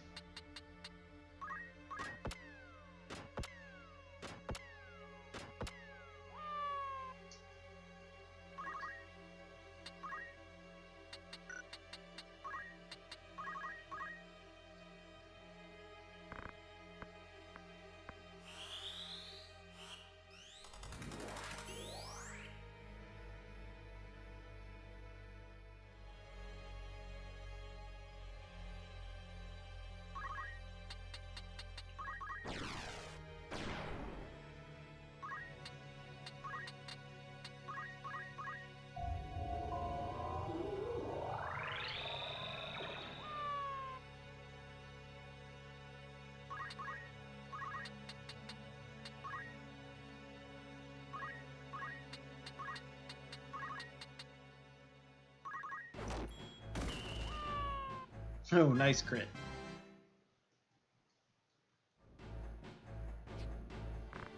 Lovre, forgive me.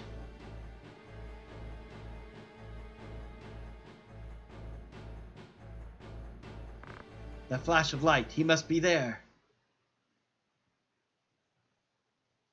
And now we have like 2.5 battles left. Because of the multi-stage fight of final battle, of course.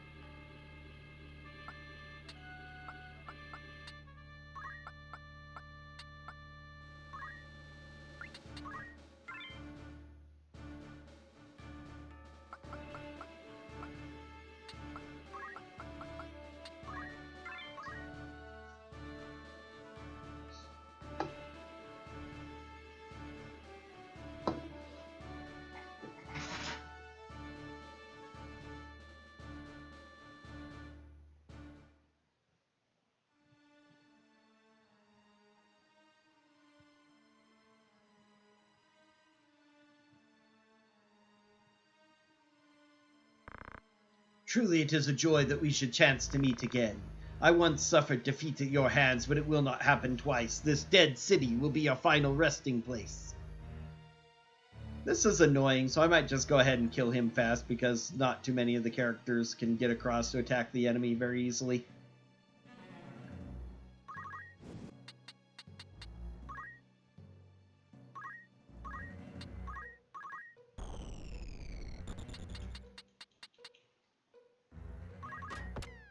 He's got a lot of HP, unfortunately. But, oh, he can counter shoot me, which is kind of nasty, but since my speed is so great, I'll probably go next anyway.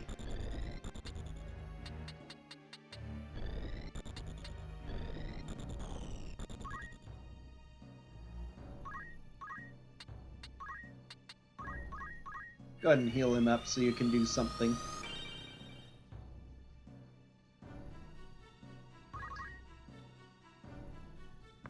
So you've become a pawn of the Lucavi too. Was such your fear of death that you would sooner bend your knee to demons?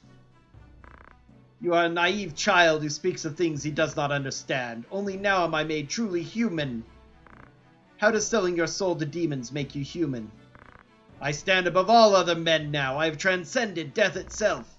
No longer must I bow my head in coy attempts to curry favor with you high-born nobles. I've bought my freedom. I am a human at last, no longer something less. You think freedom a thing bought and sold? What value a freedom you have not earned? A man who's lost his pride can never be free. You've surrendered your own freedom the moment you bowed your head to someone undeserving. Freedom and equality cannot be bartered. They are rights, rights earned with sweat and toil and blood. Freedom is no raiment of Lucavi weave. They tell you you wear cloth of gold, but in truth you stand more naked as before.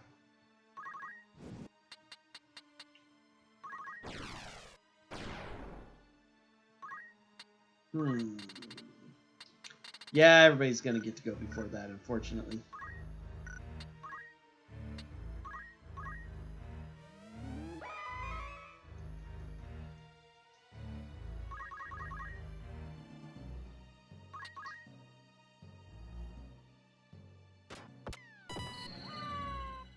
Oh, nice. He gets to go before...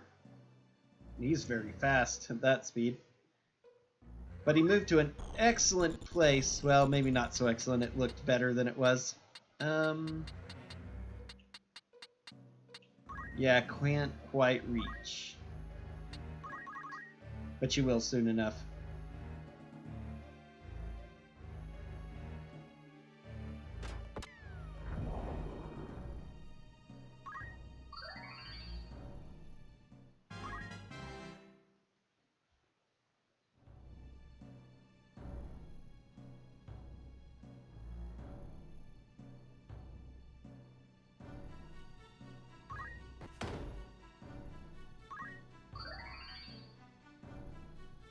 Not nearly as scary as it looks.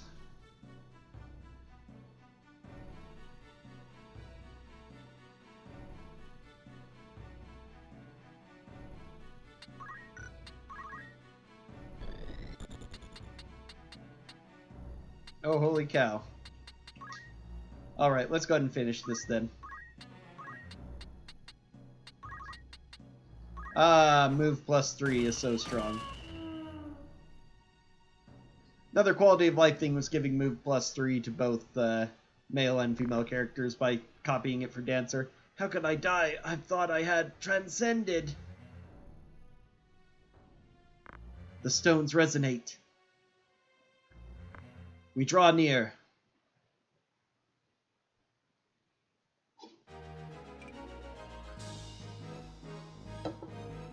I love the fact that we're still getting gil for these battles, even though we can't spend it on anything anymore. Unless it has one of the more common modern things happen, where at the end of the game you make another save and then you can restart.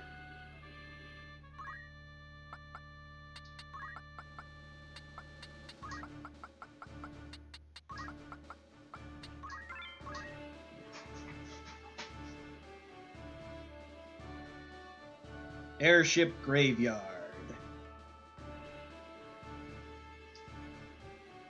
And in the Airship Graveyard, in the final battle, all of the airships used by people in the last great airship war will rise up as glowing airships of light and will ride them to attack the storm of darkness. Oh wait, no, sorry, wrong game.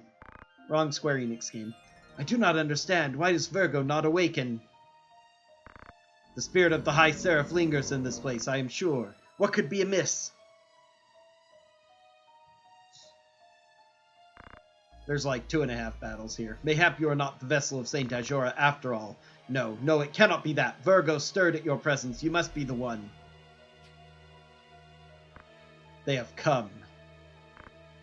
It is over, Fulmarv.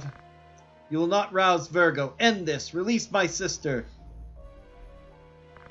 Of course, it is but a matter of blood. You see, do you not? She wants for blood. The angel of blood must slake her thirst ere she rise again. The land has drunk deep of blood in the Chiliad since Saint Ajora's death, yet still she covets more. So be it, once more to world of light, there to steep the earth in blood-sweet rain. Worry not, you'll not live to see the storm.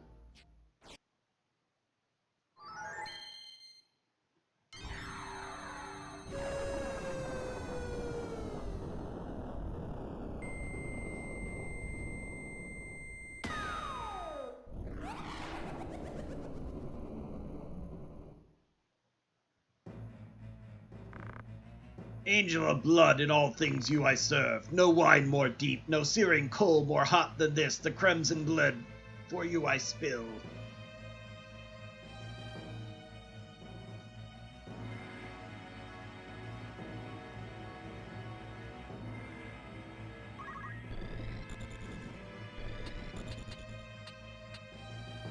Alright, how close do I have to get? One step? I'm going to go ahead and go to here. Make sure that's out of the way.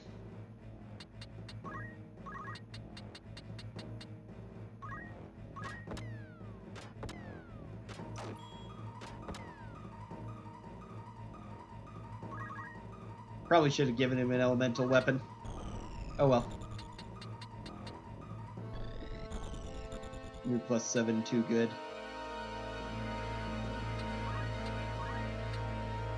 Hashmal is faster than speeded Agrius and also Balthiar's second, so he's pretty fast. Which is unfortunate, but oh well. Hopefully he'll move closer to Agrius so Agrius can hit him as well. Whoa, he's got a lot of resistance to those. Okay. Any of these do more? Crush armor is the same.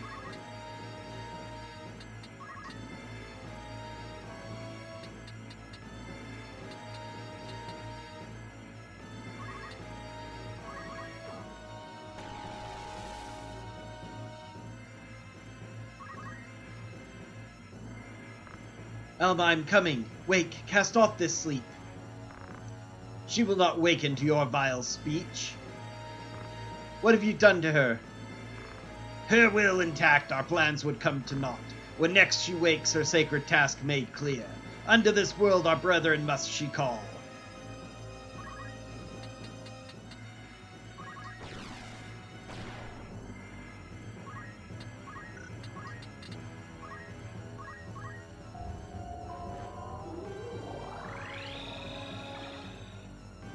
to 88 as well. And nope, she's moving away from Magrius, unfortunately. Try and blow up Balthier.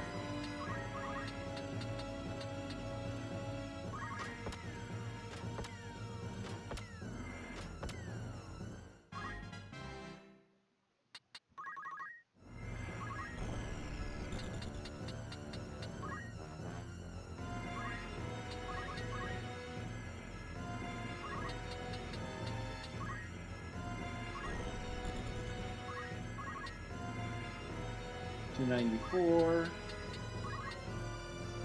$432. Okay. Still much better to use the sword tech.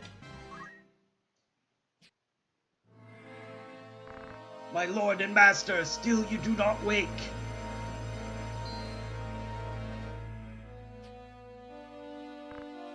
Where am I? Alma. How appropriate that I'm right next to her. Cain, is it truly you? Too far we've come, to taste now of defeat. Angel of blood, that you should rise, my life I gladly give.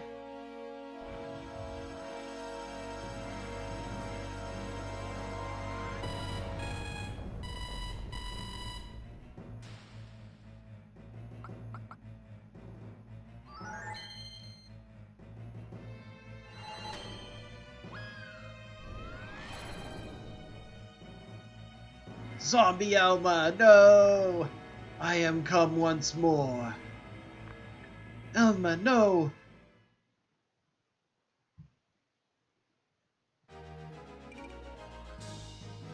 Oh, I got another Ragnarok from that battle. How nice.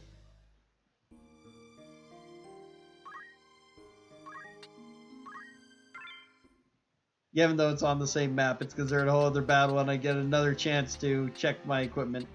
Okay, I don't think she has any elemental resistance, so I'm gonna go ahead and give him one of the other guns. Because they should be stronger, especially if I get good. Which should I do? Thunder or fire? Let's try fire. Instead of Master Asuchion, let's give... Oh, it's at the bottom as well. Kaiser Shield, which improves damage, right? Nope, it's at the top.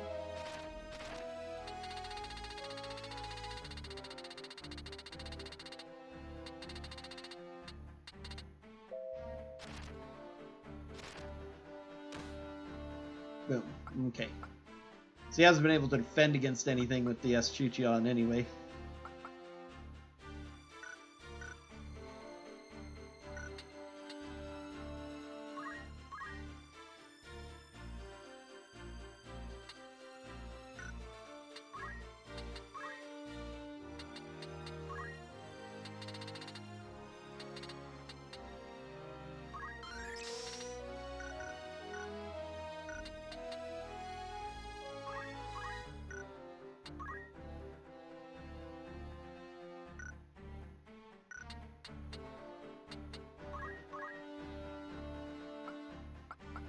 Okay, who's got on the better things? I might as well throw everything I can on him too, which I've forgotten to do.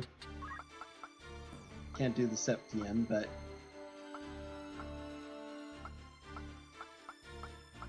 Brass Cornet. That's the other good one. Fortunately, it will mean his speed will go down more because Brass Cornet is like +3 magic power. Also a lot of mana, which he really doesn't need, but... Sage's Robe halves damage taken from all elementals, and gives him a lot of HP and mana. So I guess he really doesn't need that as much as I thought. Wouldn't help him any. Maybe it's actually better to go ahead and keep the Lambent Hat for the speed. Especially since, yeah, he already has Absorption to all elements with that, so... We'll just leave him as is then. Okay, final battle time. And it's 2 parts. Which means he's going to start there.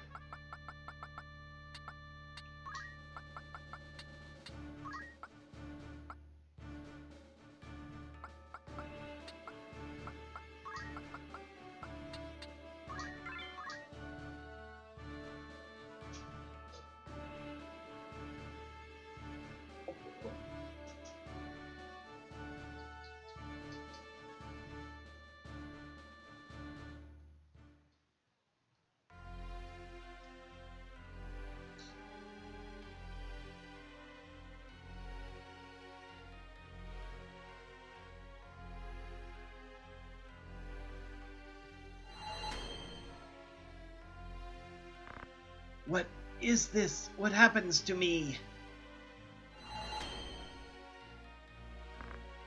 Kane, please help me. Alma! Kane, no, you cannot, you must not. No!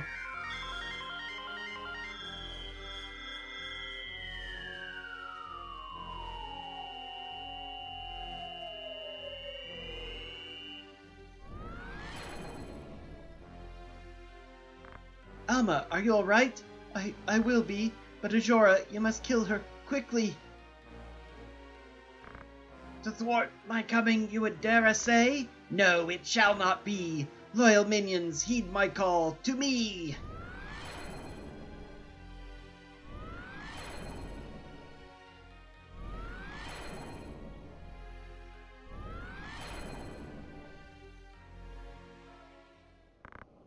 I suffer spite from neither lord nor serf.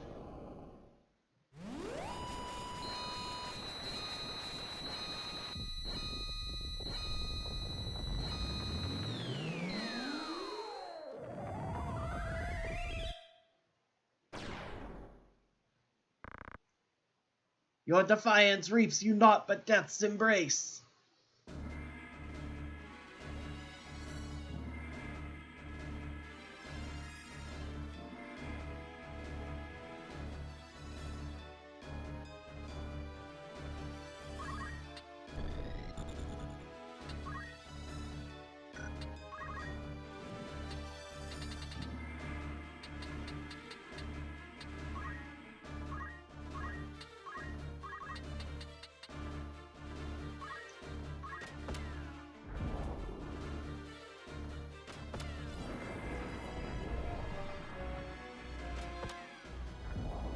Must resist fire, probably, so maybe it was a mistake to do this, but if I'd gotten a little luckier,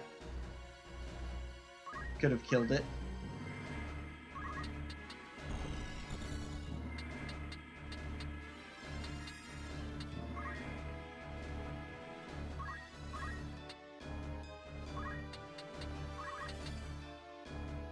Oops, wrong one. Hello, that's...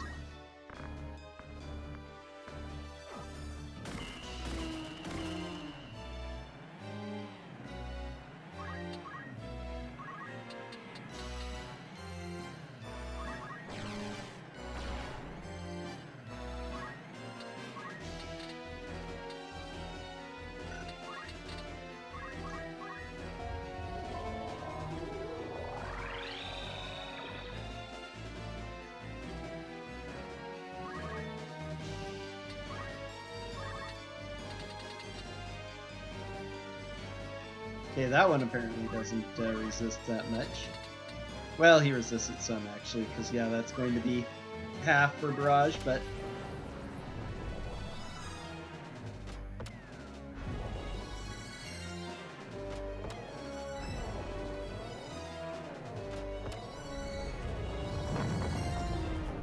There we go.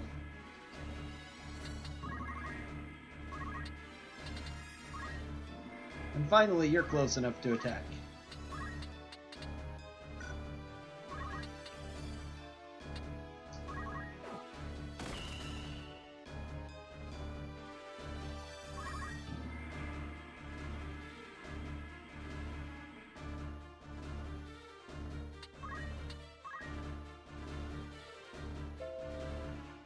Oh yeah, so she can use Ultima too. Ah, hilarious. It doesn't matter what she tries to do, she's going to die. They actually put her up to level 74. If I'd actually bothered to heal her, she has... They actually gave her ribbon. Plus 10, protects against everything, right? Arcane defense, faith boost on counter. Let's go ahead and prompt Ultima to take her out.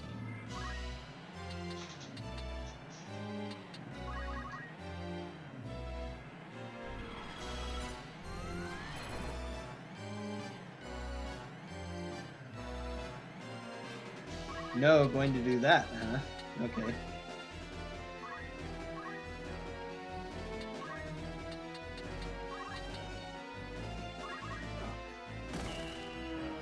Okay, all the demons dead, so now I can just blast her.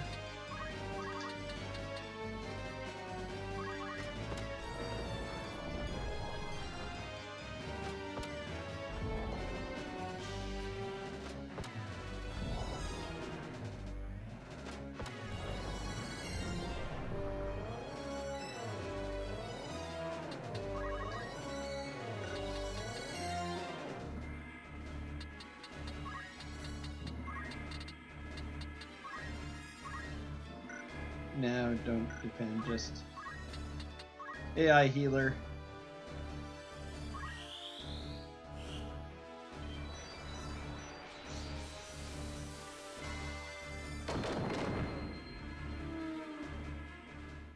Haha.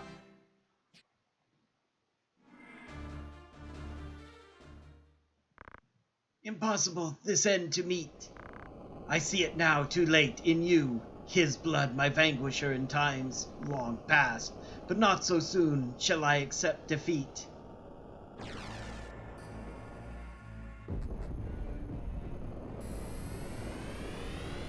Because it's a Final Fantasy game, we have to fight the boss's final form.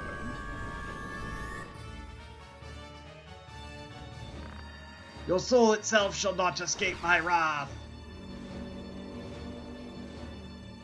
Went from looking like an angel to looking like a horrible thing. Oh, it's his movement left over. Okay.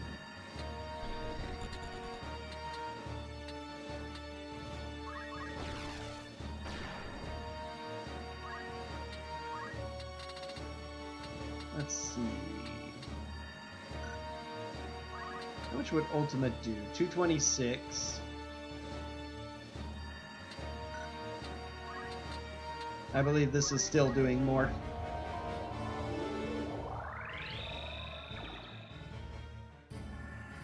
Yep, 360.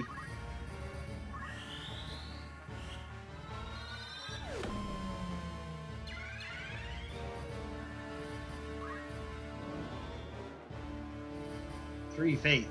Oh yeah.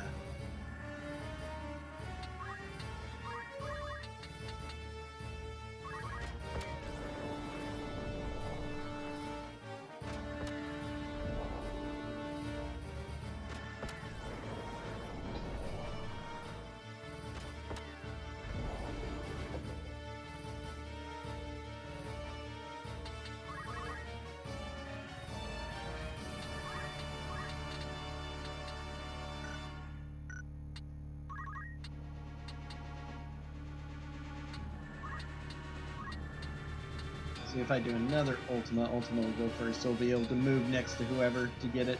Okay.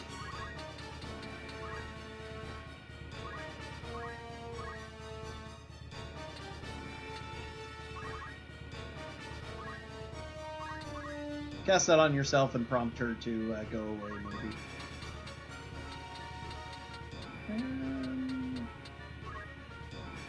We will see. Oh, can't reach there. Can't reach. Would hit her. Okay. Well, we can crush armor her.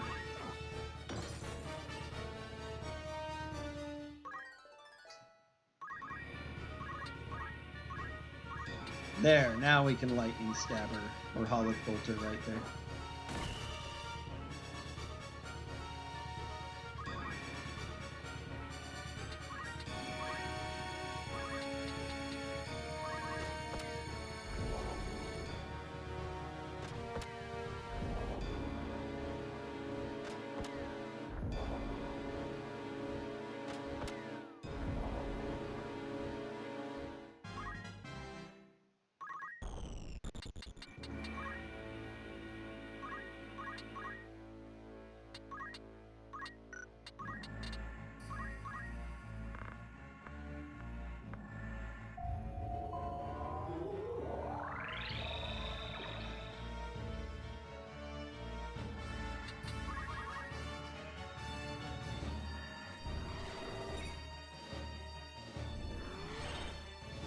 That's quite a place to retreat to.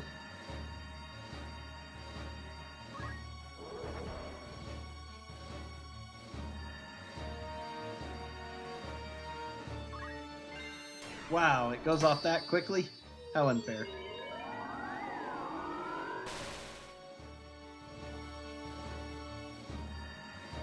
Sleep on him is not good.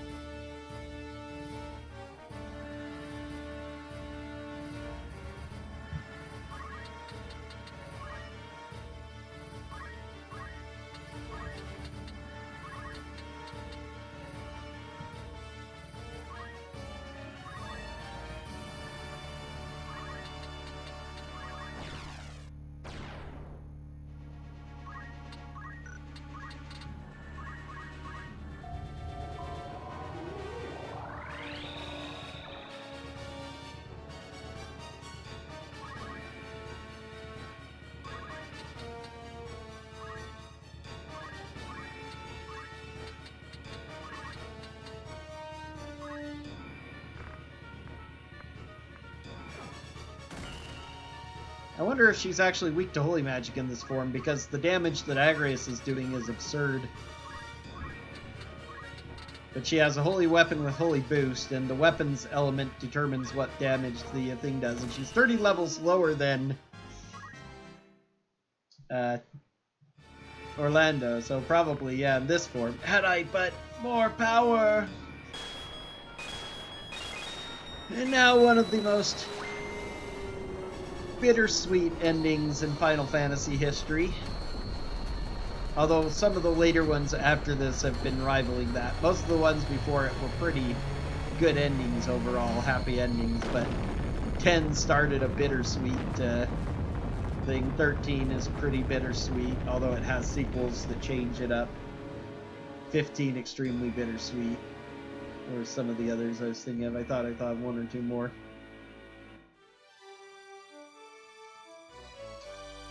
And or depressing. At least they don't give you money for the final battle, so you know it's actually the final battle!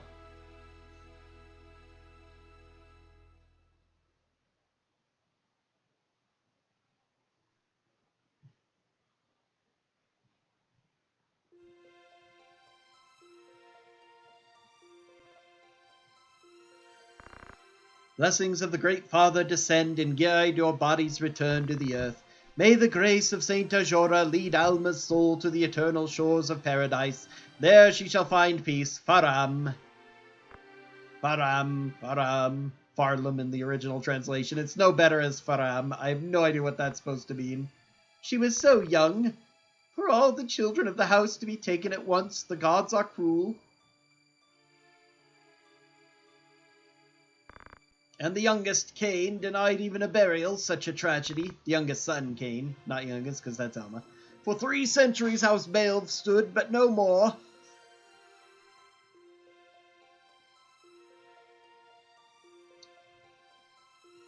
She's alive, but she doesn't speak, implying that when Delita attacked her, he cut out her tongue. Cain, Alma, forgive me. I am late in paying my respects. I would have come sooner were not so many eyes upon me.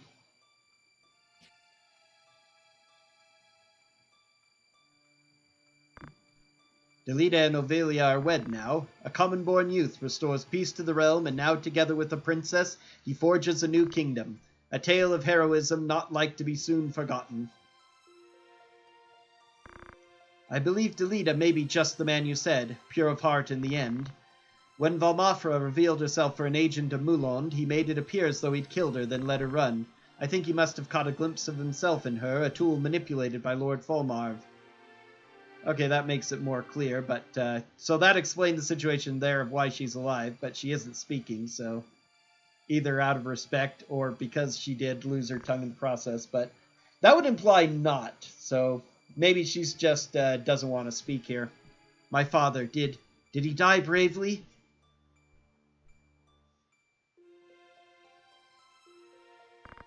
I'll visit you again. Be at peace. Are you truly dead? I still cannot believe you are gone after so much.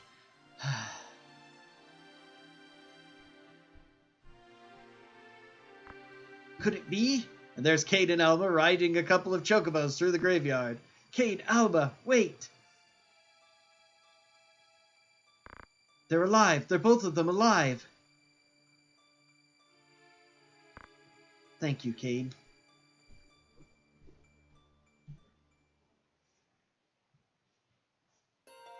Ramza and his sister were not seen again.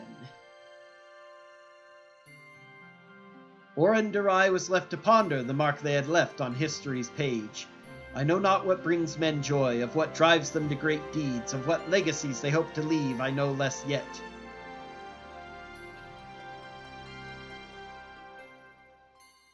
But I do know this, the true hero of this tale was the man forgotten. Oran would spend the next half-decade assembling an account of all to which he had borne witness.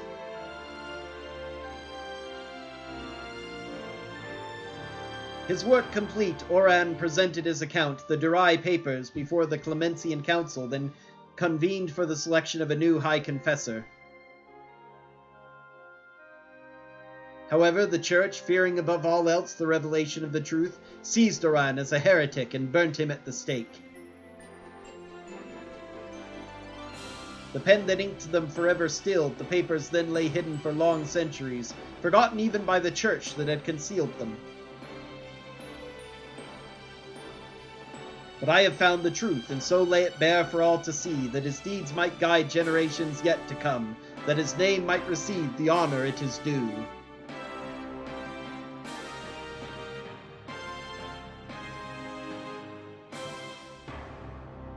Arazlam Durai, author of the Zodiac Brave story. The descendant of Aran, so during that time he was married, if he wasn't already, and had a kid at least, so... There are more texts to come, but generally about those last couple of scenes, there has been a lot of debate about it and stuff. It would almost seem like the return of Alma and Ramza to be a fever dream, but, you know, a kind of hallucination or something. But when asked later in interviews and stuff, the word of God from the creators was that they did somehow survive and return. How, we never know. The rest of their companions, you know, everybody maybe needed to remain in obscurity, but it's sad or strange that Agrias never returned to try and return to Avelia.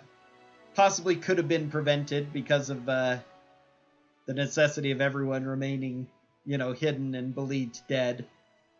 But apparently, because the entirety of this game is seemingly the account of the Durai Papers, as revealed by Arazlam from finding it, someone would have had to have returned alive to tell the story of what happened underneath the city. And that is the only way where everything would have been justified. Because if if Oren just told everything that had happened up to the point where Cain disappeared going into the Necro Hall, the Death City, the Necropolis is what they should have called it, the dead city of the airship graveyard and everything, then nobody would have known that he really defeated the Lucavi, you know, as other... But some sort of news of what happened under there, I think, must have returned somehow, so even though it's never explained how they returned or how they related the story, news of that must have come. So between that very commonly known explanation from the creators, from one of the producers or something who said that in an interview, and the fact that it is implied to all be a story told that would have to have somebody to tell it, they had to have returned at some point. Gellard, that's interesting. So that part of it's bittersweet on its own because Oran was burned at the stake. So that's pretty awful. One of the few survivors of the war. Oh, pretty well-known names there. Kerry Waldron, Phil Vermar especially. Some of the others not so much, but... Balthier is the same Balthier from 12, I think. He voice acted that game as well. Sounded exactly like him. Never played 12, but I've seen the speedrun a couple of times at RPG Limit Breaks and other things, so I remember his very bombastic lines of being the actual main character, which a lot of people argue he is because Van is pathetic. Van, however you pronounce that one.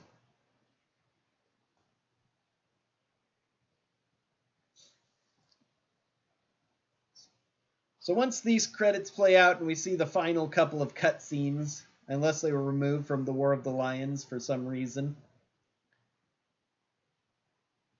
the last tragic scenes, I'll go ahead and give a review of the quality of life patch in general and give another big explanation of it.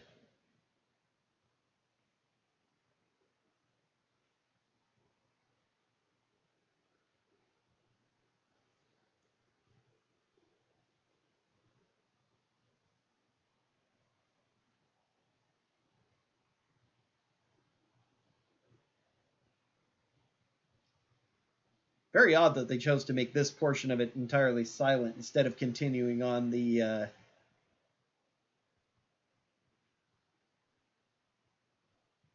music. Probably because this is War of the Lions, so the song was only intended to go so long for the original credits. And so now all the additional credits they have to do for the War of the Lions part, they didn't. You would have thought they would have adjusted the song, but apparently they didn't, so it just goes on in silence at this point.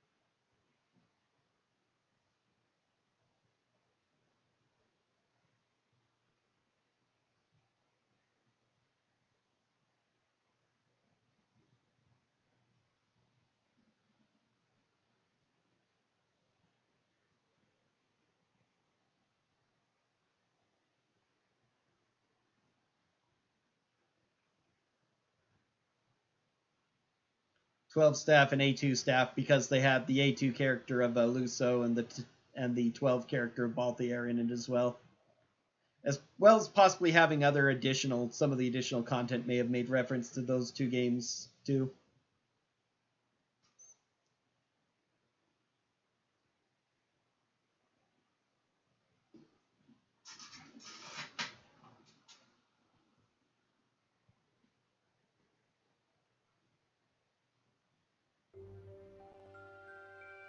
Zeltinia Castle, Chapel Ruins.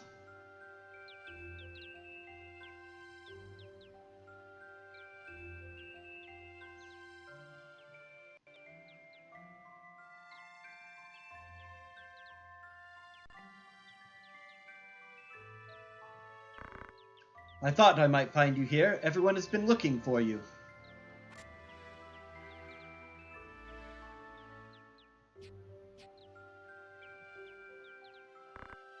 Today's your birthday, is it not? I brought you. And there's the dagger that Agrius gave her. Ovelia?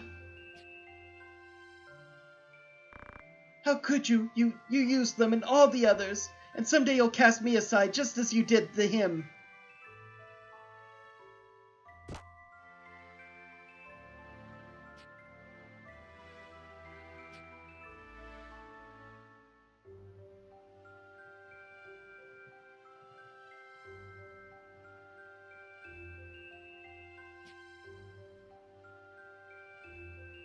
There's some very weird interpretations of this scene that I don't understand.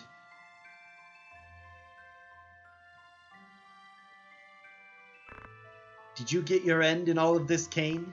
I got this.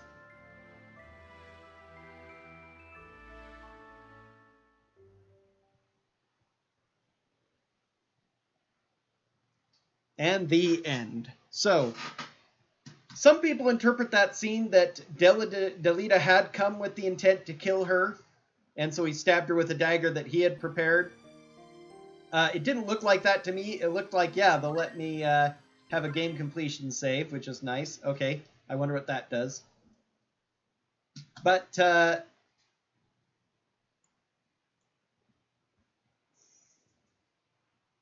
way he was, I definitely don't think that he was going to kill Velia. I think that he told Ramza the truth, that he'd fallen in love with her and wanted everything to be for her. But Avelia had had enough of his scheming and plotting and was afraid that, just as she said, that he would cast her aside, so she was going to force his hand and rather die there. It looked to me, looking at that scene, like he pulled the dagger out that she'd stabbed him with and stabbed her with it instead to kill her.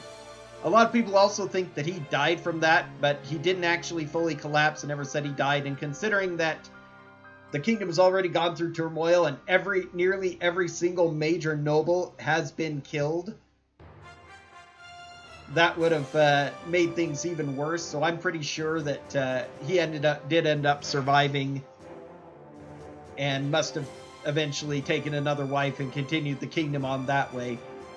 But definitely a very tragic ending to the story in that way, especially because was Delita a villain or not? He definitely went a little bit, he had a very dark turn after the death of his sister, and he decided that he was going to overthrow everything and establish his own part. I think he really did have develop feelings for Avelia and decide that he wanted her to reign with him and that they both would be propped up. And then when she forced him to kill her, that would have caused him a real breakdown of despair regardless. Which is very much brought out by his last lines. This is what I got. What did you get, Ramza? What I received in the end, all of my scheming, I finally attained everything I wanted, and now all of a sudden it's gone. You know, the one thing I really wanted.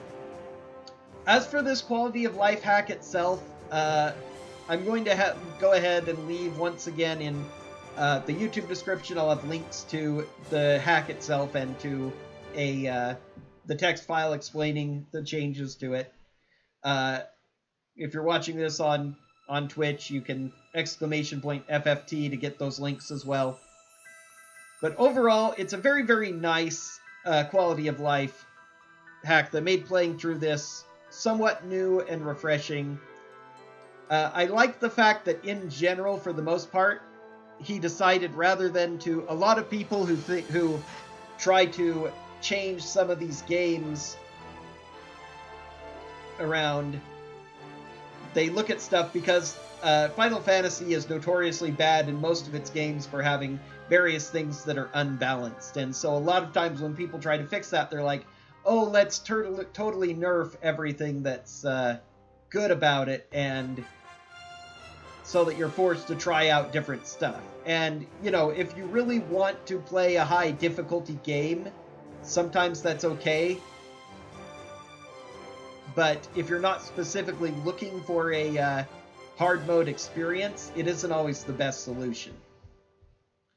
Rather, what he decided to do was buff the things that were less powerful. And in the end, your best thing to do generally is to use the Holy Sword abilities of like Agrias and Orlando. But there are definitely moments where you could make use of Rafa and Malak, for example. I had a decent amount of fun leveling them up in the middle of the game.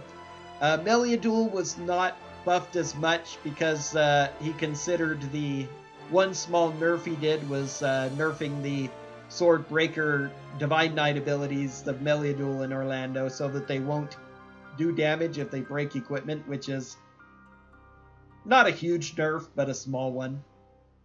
It does mean that she's still a lot more useful in the end game than she would be in the original PlayStation version of the game. Let's go ahead and just load this up. I really like having the JP boost ability built in. I almost never used regular support abilities when I was playing the game because I was so obsessed with gaining all the skills and stuff and grinding that it always felt bad not to have JP boost on. Especially when I was younger. Once I was older and started seeing more people who actually use some of them, I'm like, okay, swiftness, half MP, those things can all be useful. Attack boost, magic boost, great.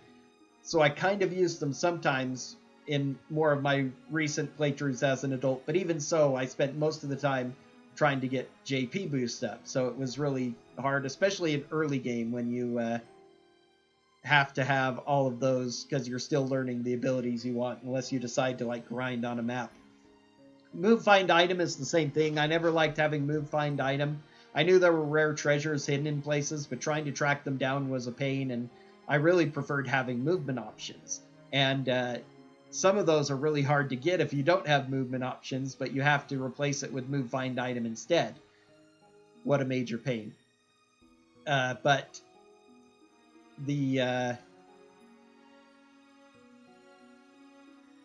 now that you have it built, I could go around, find all of those neat new rare items that I'd never found before because I never bothered. So it wasn't really much of a balance patch. The one thing I don't like that he also decided to do was to try and, in the same spirit of buffing, buff axes and maces by making them sometimes break on hit, which is a sound idea in theory. So if you like breaking the opponent's equipment, you can use axes and maces for that, and it makes up for their random damage slightly. The problem is, I still don't like axes and flails or maces, whichever you want to call them, and I never wanted to use them, and instead, when I'm running in encounters where enemies have those, they'll break my equipment, and so if I don't want valuable equipment lost, and you're always, until the very end game, you're pretty much always behind in money and trying to keep equipment, and then you might have unique equipment you don't want broken, so you have to reload after it happens, which was an enormous pain at a couple points in the game, but especially later on didn't become that much of a problem. Other little things, I like the fact that it went ahead and reinstated the PlayStation ability to have quotes before many of the attacks. I always liked those, and it was one of my favorite things about the PlayStation version that I was sad that they removed in War of the Lions for whatever reason, so it was nice to have those. Couple of the other nice things, having control of your guest characters makes several of the fights a little easier. And generally just move things around, so some of those worst fights in the middle of the game were pretty nice. So again, full amount of changes are there, but I can't recommend this hack enough. You want to look at it yourself, the descriptions are there. Again, for the most part, this isn't the kind of thing that would be easy to speedrun, especially since, for the most part, we don't like to speedrun on emulators, and it's harder to do a patch without it. Possible, but more difficult. But it would be interesting to see a speedrun on this version. I think it could be quite interesting, but that's not likely anything I'm going to do. It's just always something that's on my mind now ever since I discovered speedrunning. Well, so I think that's going to do it for the War of the Lions. This has been my project for the last 2.5 months almost on Mondays. Now I'm going to have to swap to something else. I finished Kingdom Hearts up earlier, and I've been playing around with doing a speed run of it, but I'm probably going to move that to Saturday.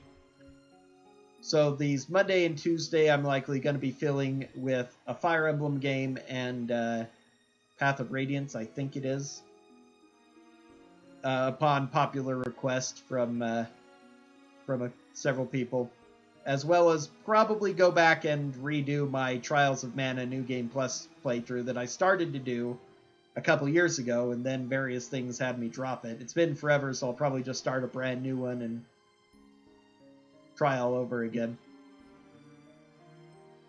But yeah, so that's going to be it for today's streaming. I think I finished this up.